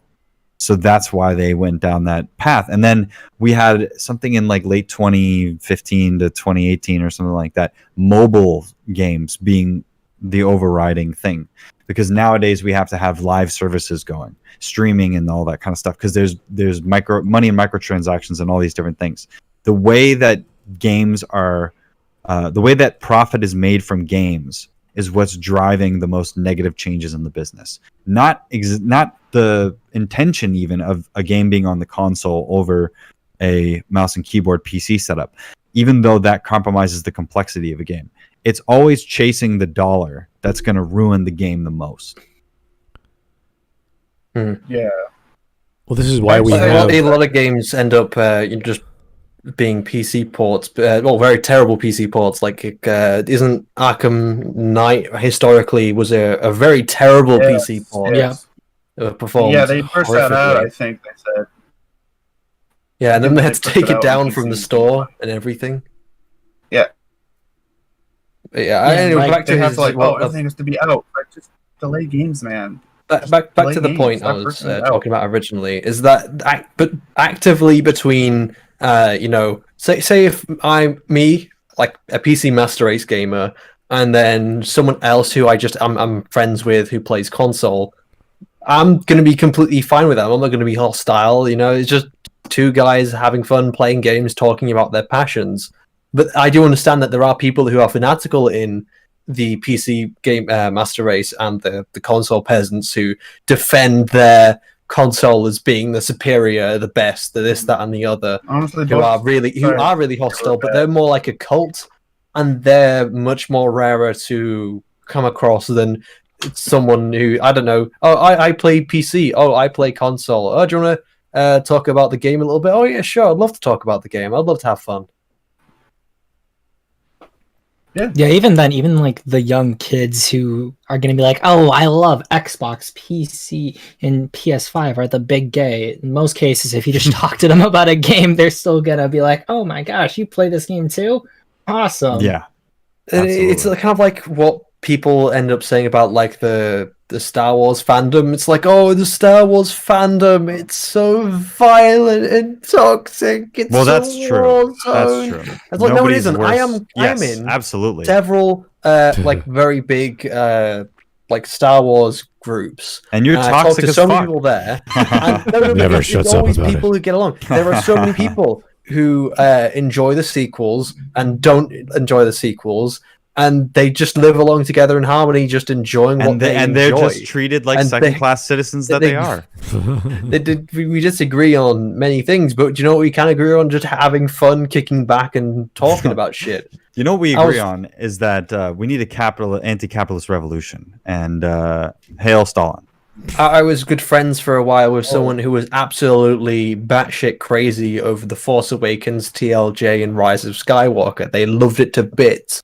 But even though we disagree on that, we still love talking about things which we commonly enjoyed. Clone Wars, original trilogy. We loved the prequels, despite how flawed they are, and we both admitted how flawed they are. Knights of the Republic, we both love Mass Effect, and we love talking about all these other things.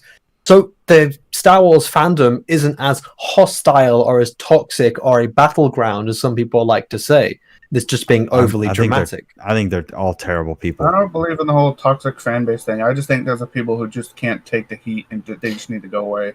It's not just they can't take the heat. It's like certain people just will not concede on certain points, and then they'll get into heated arguments, and then they'll walk away saying, oh, everyone's toxic. This is toxic. That's toxic. Where it's like, no, you kept having that argument. You let it escalate, and now you've left, and now you're the one getting upset about it. No, that was your choice to act that way, and this is what happens. Yes, that is such a good point, man. Thank you.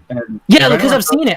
It's happened in so many different fandoms, like Halo, Star Wars, even Godzilla. It happens all the time, and it's almost always the most vocal people complaining about toxicity tend to be excessively toxic people in their own right. They just can't admit that I'm right about everything. Yes, well, in that case, for me, yes, true. All right. Absolutely. That's why I like you, because you just agree with me. Here's DBDU5L. You guys should see his Alien Isolation review. It is atrocious. Well, if he's talking shit about Alien Isolation, I will fucking end him. Someone DM Shiny that video. That's the perfect sequel to Aliens. What you talking about? I like Alien Covenant, the video game. I will kill you, Glib. Video game called Alien Covenant? No, he's being a little shit. I'm being Glib. Alien Isolation is seriously a fantastic game. If he's talking shit about it, I will wail on him. I'm gonna DM Shiny that video. There we go. All right, let's keep going, guys. But it took the world, and the demands of console gamers started to affect the games we got on PC. Sure. And as the years went on, the shooters of old gradually disappeared. We got Doom 3 in 2004, that which was terrible. Good, but not the classic fun we remembered. Half-Life 2 was also in 2004. That was like the response to was it Half-Life 2? I thought that was the whole idea. The new lighting engine from was it wasn't Steam. What was the Source. Havoc? Source. Oh yeah, no. Havoc is the physics engine. Yeah, no. I'm trying to remember what was Source. Did Doom Source, 3 had yeah. Source? Really? Okay. No. Doom 3 was id Tech. idtech. Yeah. Okay. idtech. It was either idtech 3 or idtech 4, I believe. I do remember that because I was in game school at the time, and the guys who were really into the engines and using the editors, they were showing me how Source does lighting, and they were showing me how id was doing it. And I was like, whoa, like it was so different. All the light maps and what have you. So that was a big deal, and that was, I think, around the time Vampire Bloodlines came out a year before. I can't recall. Yeah, it's around the same time. Yeah. So a lot of games were just popping out. We were just checking out the engines. It was like, whoa, like we just got into Game Studio just at the right time. This was like 2K3, 2K4 came out for Unreal.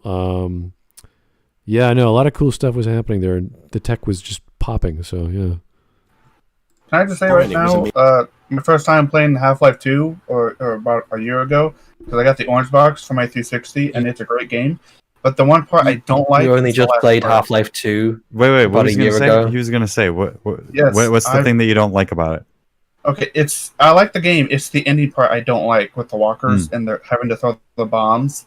I agree. I just can't angle my shots. I hate throwing the bombs up. It's like throw the bomb and shoot it. It's like in the angle. You talking about episode 2? Half-Life 2. Yeah, episode 2, the finale for Half-Life 3. Yeah. Yeah, I agree. I didn't like the ending. It almost ruined it for me because I'm like, no, I hate that. I just couldn't get it. But honestly, that's very heavily criticized.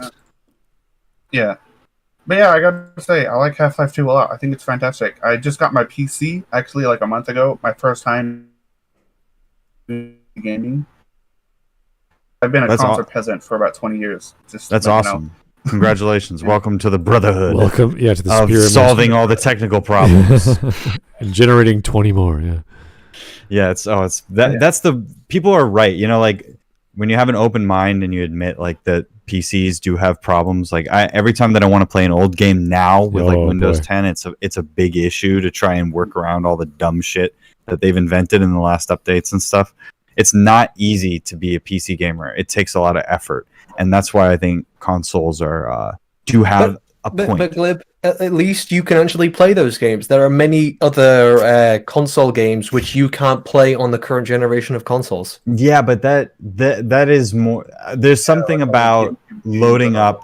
Like, for example, I'm a fan of portables, so I like to crack them and I like to do mods. And there's something about playing like a Pokemon game on a Game Boy Pocket that has a Li-ion battery in it and the LEDs and all that and stuff, but you're actually playing it on the real hardware, and it feels like that, you know? So there's something about playing NES, and you're actually playing it on a cathode ray tube TV, and that's the authentic experience.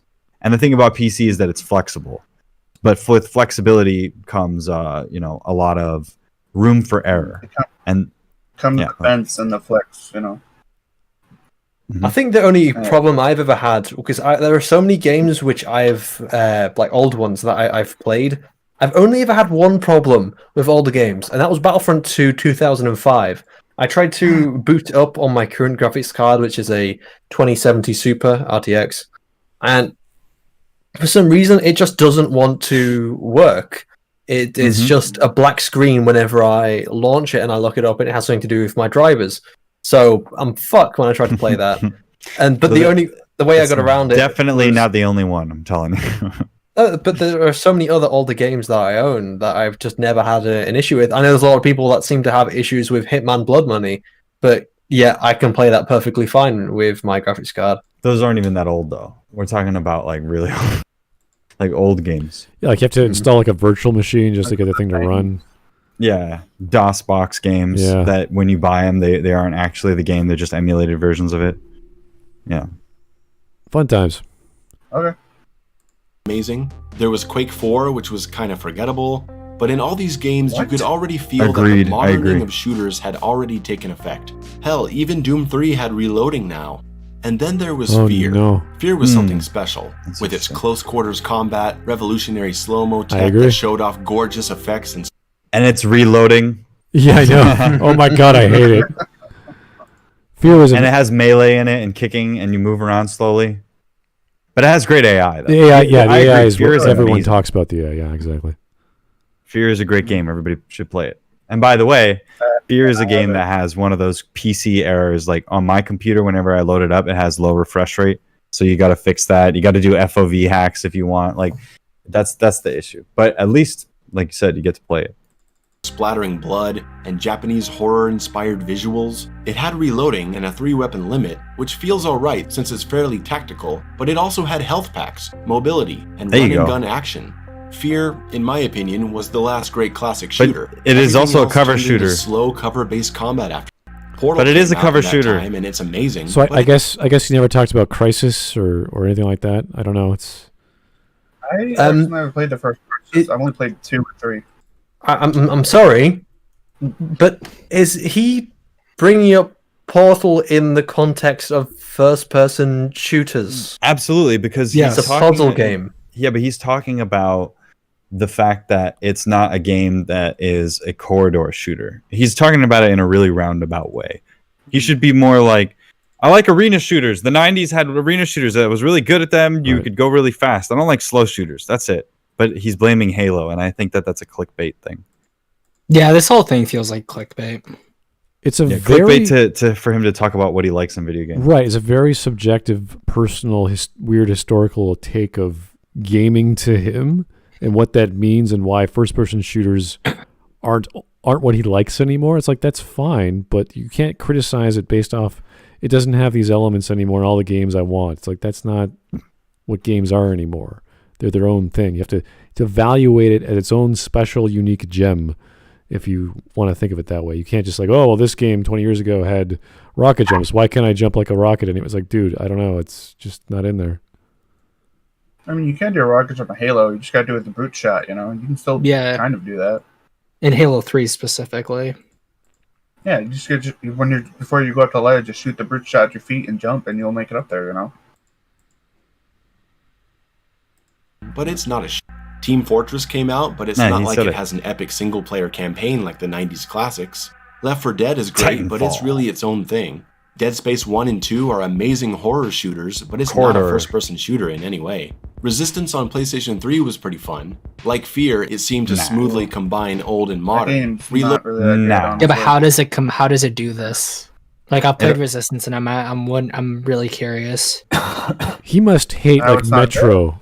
Any of the Metro games, reloading and management and survival. He must absolutely disgust those games.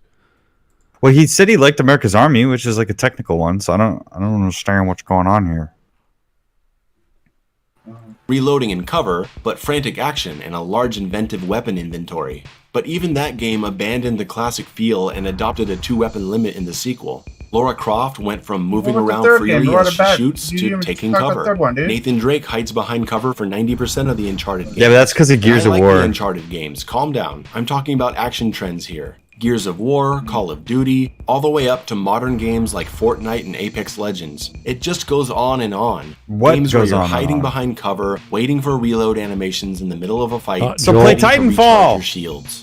For a long time, shooters seemed to be with console in mind as the primary system, and then the PC release was an afterthought. It was around this leading to time. some broken releases. So not only did PC players start getting bad versions of current games, the gameplay was slow and clunky anyway because they're designed to be played on console. So it's not like PC got to continue getting their awesome shooters and console got theirs. No, we were forced into a merged market. And after a few years, in the aftermath of the Halo nuclear bomb that exploded on the first-person shooter world, I stopped playing any shooters at all. I just found them so boring. I tried to play BioShock because I heard the story was good, but I just couldn't get into the modernized action. If you're having a hard time seeing why PC gamers might be upset about their games being designed for console first, think of it this way. Take The Legend of Zelda. Originated on console, stayed on console, designed to be played with a controller for decades. Now imagine that around the time of Majora's Mask, suddenly they started designing the game for PC first. They built the games entirely around the specs of modern powerful computers and designed the gameplay and controls around the flexibility of mouse and keyboard. And now the best way to play Zelda games for 15 years is to have a gaming PC. Yeah, but the problem is that third person that's not a shooter is always better with a controller. Isn't it always the company's fault for bad ports, not the game itself? You know, We're talking about very specific genres, and Nintendo is very proprietary for platforming, and a lot of their franchises are that way. So, yeah, you could start porting these things over to PC with a lot of legal reasons and allowances from Nintendo, but that would take a lot of effort. And for what? Would they make money? Sure. Not much, and it wouldn't be innovative because they're designing it specifically for their own platforms. I don't understand. Like, that's why I haven't really seen a killer Zelda game on PC. Like, no one's doing that because they know who it's for. They know why would they make games like that.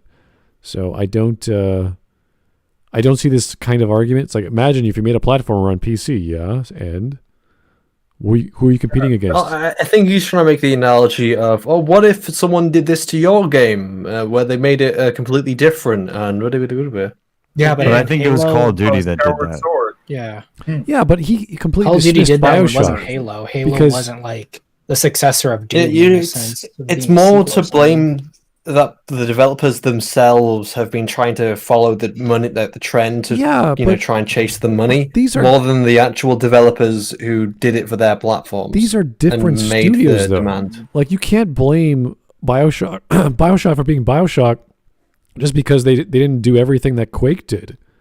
That's silly. Yeah, that's very silly. Your Nintendo, you just get a ported version that is buggy and doesn't play that well with a controller because it was designed for mouse and keyboard. Don't you think Zelda fans would be pissed? Well, that's exactly what happened here. Only it wasn't a single game, it was an entire I don't agree genre with of games. this analogy. Now, I'm I want sorry. to repeat that I'm not stupid. saying that all these trends and gameplay styles originated in Halo. Things like weapon Like limits, his- cover, reloading. Pause it. Like, his analogy, I think, is kind of dumb because saying like, "Oh, the game doesn't work on PC because it was made for consoles," like that's like the developer's fault, not their system itself or the game itself. That just feels like you should blame the developers and their publishers behind it, not the game.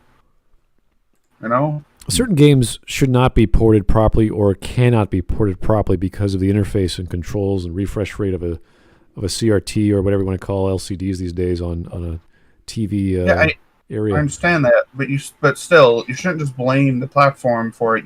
It's the developers are the ones who are doing it, so they should have talent and know what they're doing. I want to Just understand. saying, "Oh, it's bad." Yeah, I just want to understand the argument for porting is bad. It's like I agree. We've seen that in certain cases, not because of the gameplay, but the overall product of QAing for that area. But nowadays, when you want to put something out as a game, there's all kinds of software that does it almost instantly for you.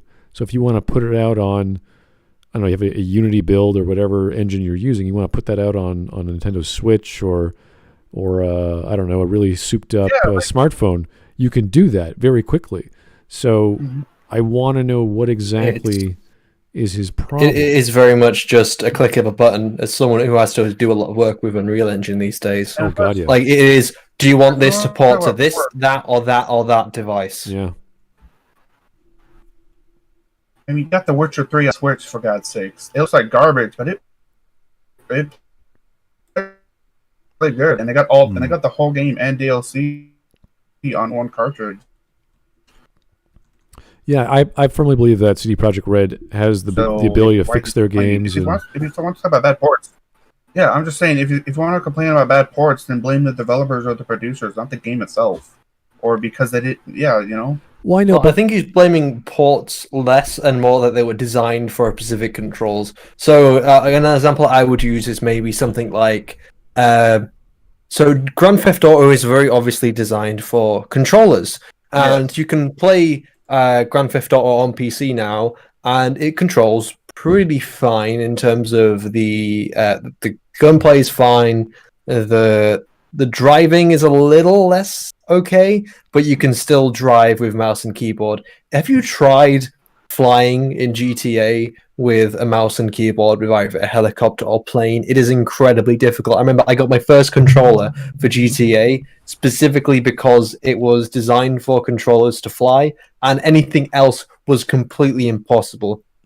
And there are other games which are designed for PC mouse and keyboard, flight controls. It's very easy to fly with those, but it's just they're designed for a console. So he's talking about, at least I assume, the best interpretation of what he's talking about is that the game started to be designed for not only just complaining about the ports, but just complaining that the gameplay was designed for a controller rather than a mouse and keyboard. Yeah, but it's a game.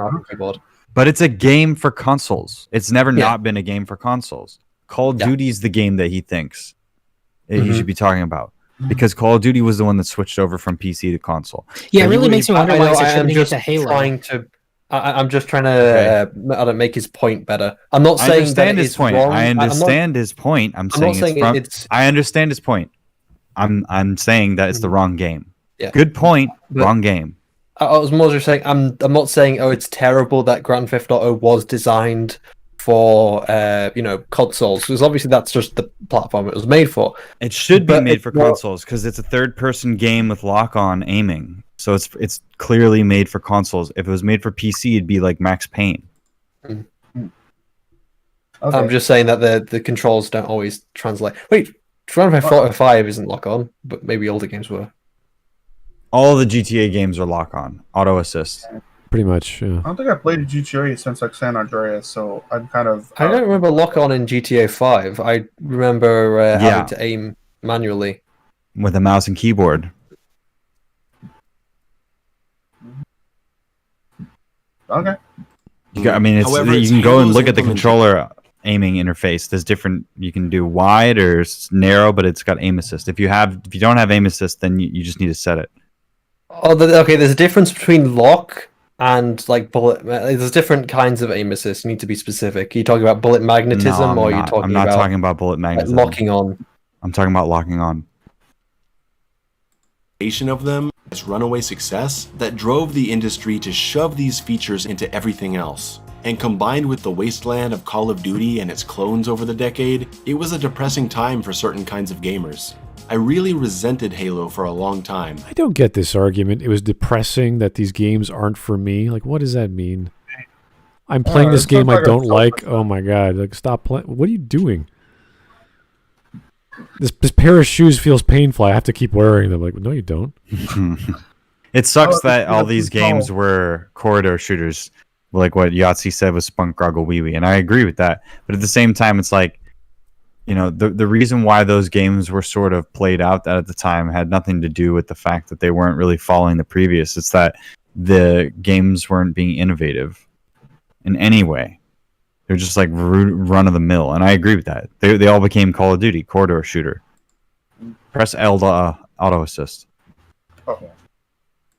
And by the early to mid 2010s, it was all Call of Duty and Halo. Everywhere you looked, it was slow. I don't know why you keep saying Halo. I don't know. Health and reloading and what is Halo inventory limits, and I was just sick of it. After about a 10-year break from shooters, I started seeking out old shooters that I remembered. I got Quake 2 again, and Duke Nukem 3D, and I finally played Doom and Doom 2 completely, and discovered Brutal Doom and had a blast playing so many mods and user-made levels. That's where I truly... Surprised he hasn't talked about Doom Eternal. Does he hate Doom Eternal? No, he loves Doom Eternal. No, he loves it. I know that. So do I. For sure. But he hasn't talked about Titanfall, though, which pisses me off. Titanfall 2. I bought it and I haven't played it yet. I don't think he's ever talked about Titanfall, ever. He does in some of his videos, but I don't know if he does in this one, though. The best game ever. Really found my love for Doom and started to really understand as an adult what it was that I liked so much about those games. And then Doom 2016 came out, a huge middle finger to the previous 15 years of shooter design. Screw your regenerating health, you gotta work for it now. Screw your reloading and your weapon limit. Screw your cover system, these demons will pound you into the ground if you try to hide. Buckets of blood and industrial music, exploration of levels and secrets. I also love the 90s. Pads, double jumping. When I finally played it, it was like I died and gone to heaven. Doom took Yay! everything I loved about the classics and combined it with solid modern mechanics of weapon modifications and a sense of character progression. But it's never bogged down by having to go find different crafting materials or selling things at a shop like in the looter shooters of today. You just get the upgrade points and you spend them. Done. Don't waste my time. I found peace with Doom 2016. The Halo era was over. The Call of Duty infection had passed. Doom was back. And all these games could exist how they wanted. Back. We can have our Halo fans, 1993 our Call of Duty is fans, back. our Doom fans, and we can all coexist. But now we're facing much darker times. I'm talking, of course, about Battle Royale. Games which are 90% running Doom around, Battle Royale. picking up items, waiting in lobbies, no, and falling from the sky. Dude, don't play the game. It's not. I hard. love falling from the sky to that's the best way to fucking spawn in the map. What are you talking about? this. Oh I my. don't have anything against these types of games, but me personally, I just never found the appeal to it, and I don't care. I just get don't like the. it when companies try to chase trends. It annoys me. I get the idea for popularity to follow patterns like RPG mechanics. That's always been a thing since Day of Defeat, and the ever progression of levels and having a persistent universe like in WoW or whatever. We get that, fine. But those games are for certain kinds of people who like those things. Yeah. That's fine. I don't get this. Like, oh God, another battle royale. It's like, yeah, I know.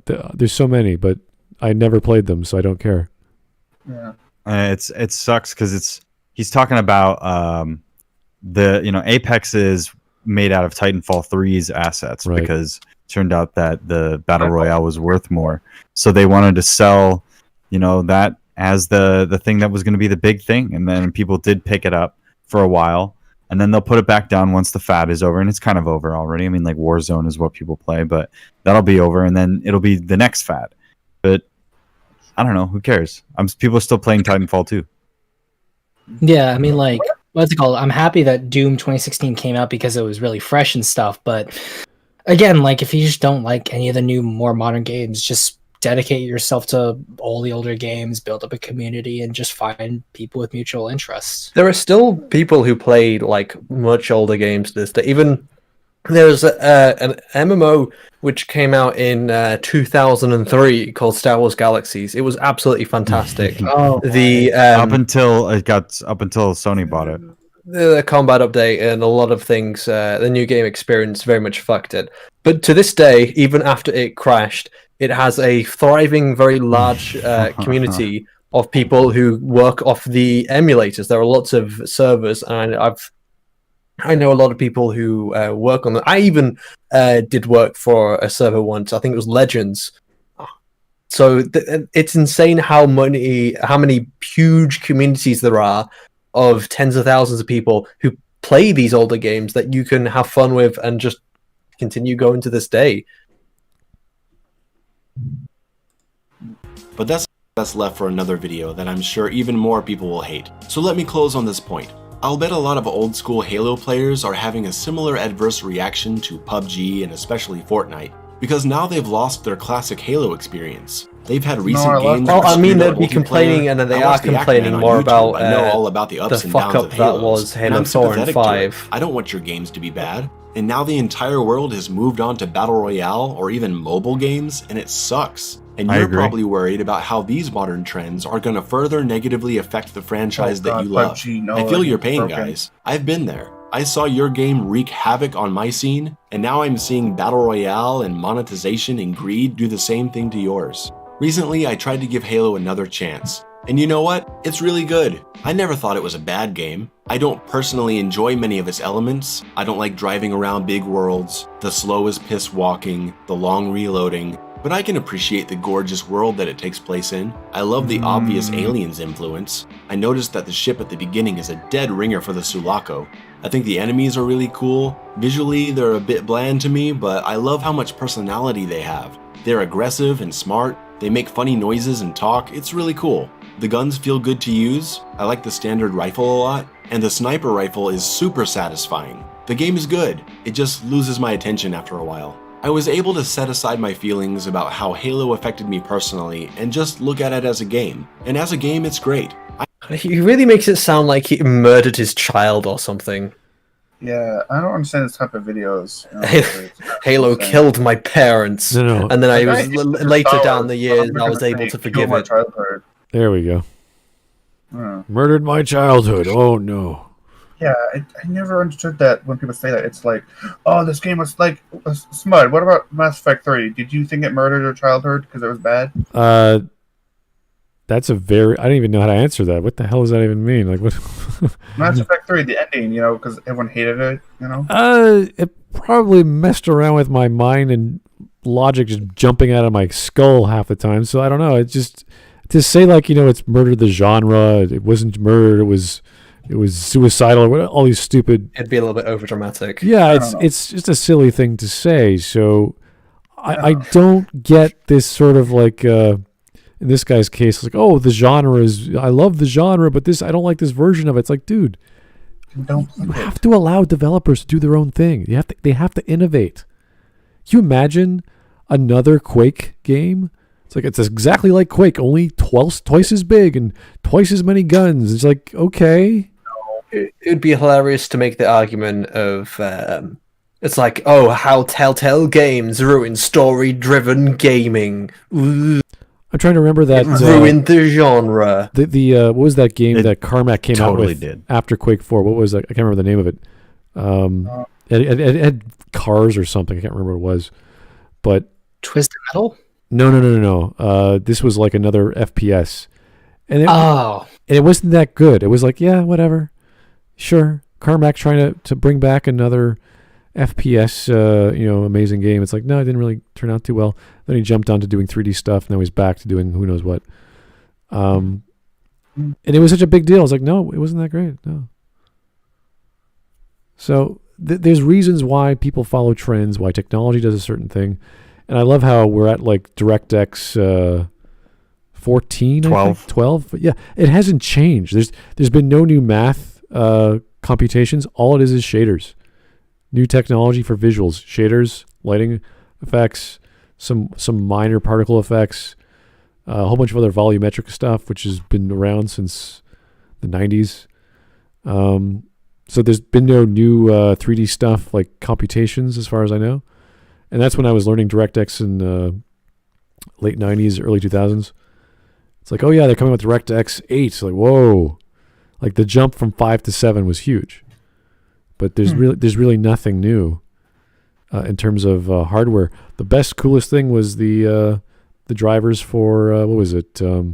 Ray tracing, which I remember my instructor at the time, who was big into differential calculus. He did his thesis on it, on ray tracing when he was in university.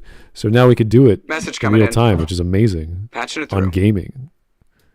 But there hasn't been anything new, technologically speaking, aside from VR or augmented reality. I don't even know if augmented reality is going to ever be a thing, but it should eventually become. That's like 100 years from now or something. I don't know, maybe, but there's nothing really new. The thing is, AR only really has more practical roles rather than gaming roles. Like there are, to an extent, AR headsets. And they are used in the industry to visualize things like mechanics. Right. And there are many videos you can look at which are demonstrating how AR is being used to demonstrate, airplane designs or robot mechanics and stuff like that. As you can very easily visualize it and what it's going to do and how it's going to work. Oh. But I don't know what to say now. Yeah, but yeah, I don't think it has any kind of practical things to do with gaming, because why would you want AR in gaming? What's it really going to do? You're going to be in a field, in a garden, in a house, in your driveway, probably in your room, in your bedroom. And what's exciting about playing a game in your bedroom? You want to play a game set in space, on an alien planet, or a military war zone. Those are the interesting things which VR can provide you, but AR can't. So it becomes very limited in what you can do, and you can anything you do in AR, you can do in VR anyway, in a much more interesting location. Here's Taker 610. Any of you use that huge OG Xbox controller? I remember that. Yes, not anymore. No, I didn't actually. I still have it. I had the first, the original Xbox when I was much younger, which I played Battlefront 2 on. And holy fucking thing. I remember when I came back to it, I was trying to launch it and boot it up. And it was just so fucking huge. I still have it right here in my hands, actually. I love it. I guess I mean, for the Xbox One. As much as you can shit on Xbox One and all the other stuff, the Xbox controllers are so much fucking better than the PlayStation controllers. They're gorgeous. They sit well in the hand. They're very ergonomic. Yeah, the only time the PlayStation actually got better was now. Okay. Yeah. I remember playing the Project Gotham, the first one, on the Xbox, and these beautiful, gorgeous cars just ramming them into the rails every time, every turn. Like, oh yeah, to learn how to handbrake. But man, it's been a while. Okay, we got 30 seconds left with this guy. Let's finish it off. I understand why popular. I just wish that popularity hadn't been so detrimental to game development for the 2 generations that followed. Thanks for watching my video. I hope I didn't upset too many people. I just wanted to talk about this for a long time. If you liked the video, you know what to do. I'll be producing more analysis and opinion content in the future, and I hope you'll come check that out too. See you next time. It's my opinion, guys. Damn.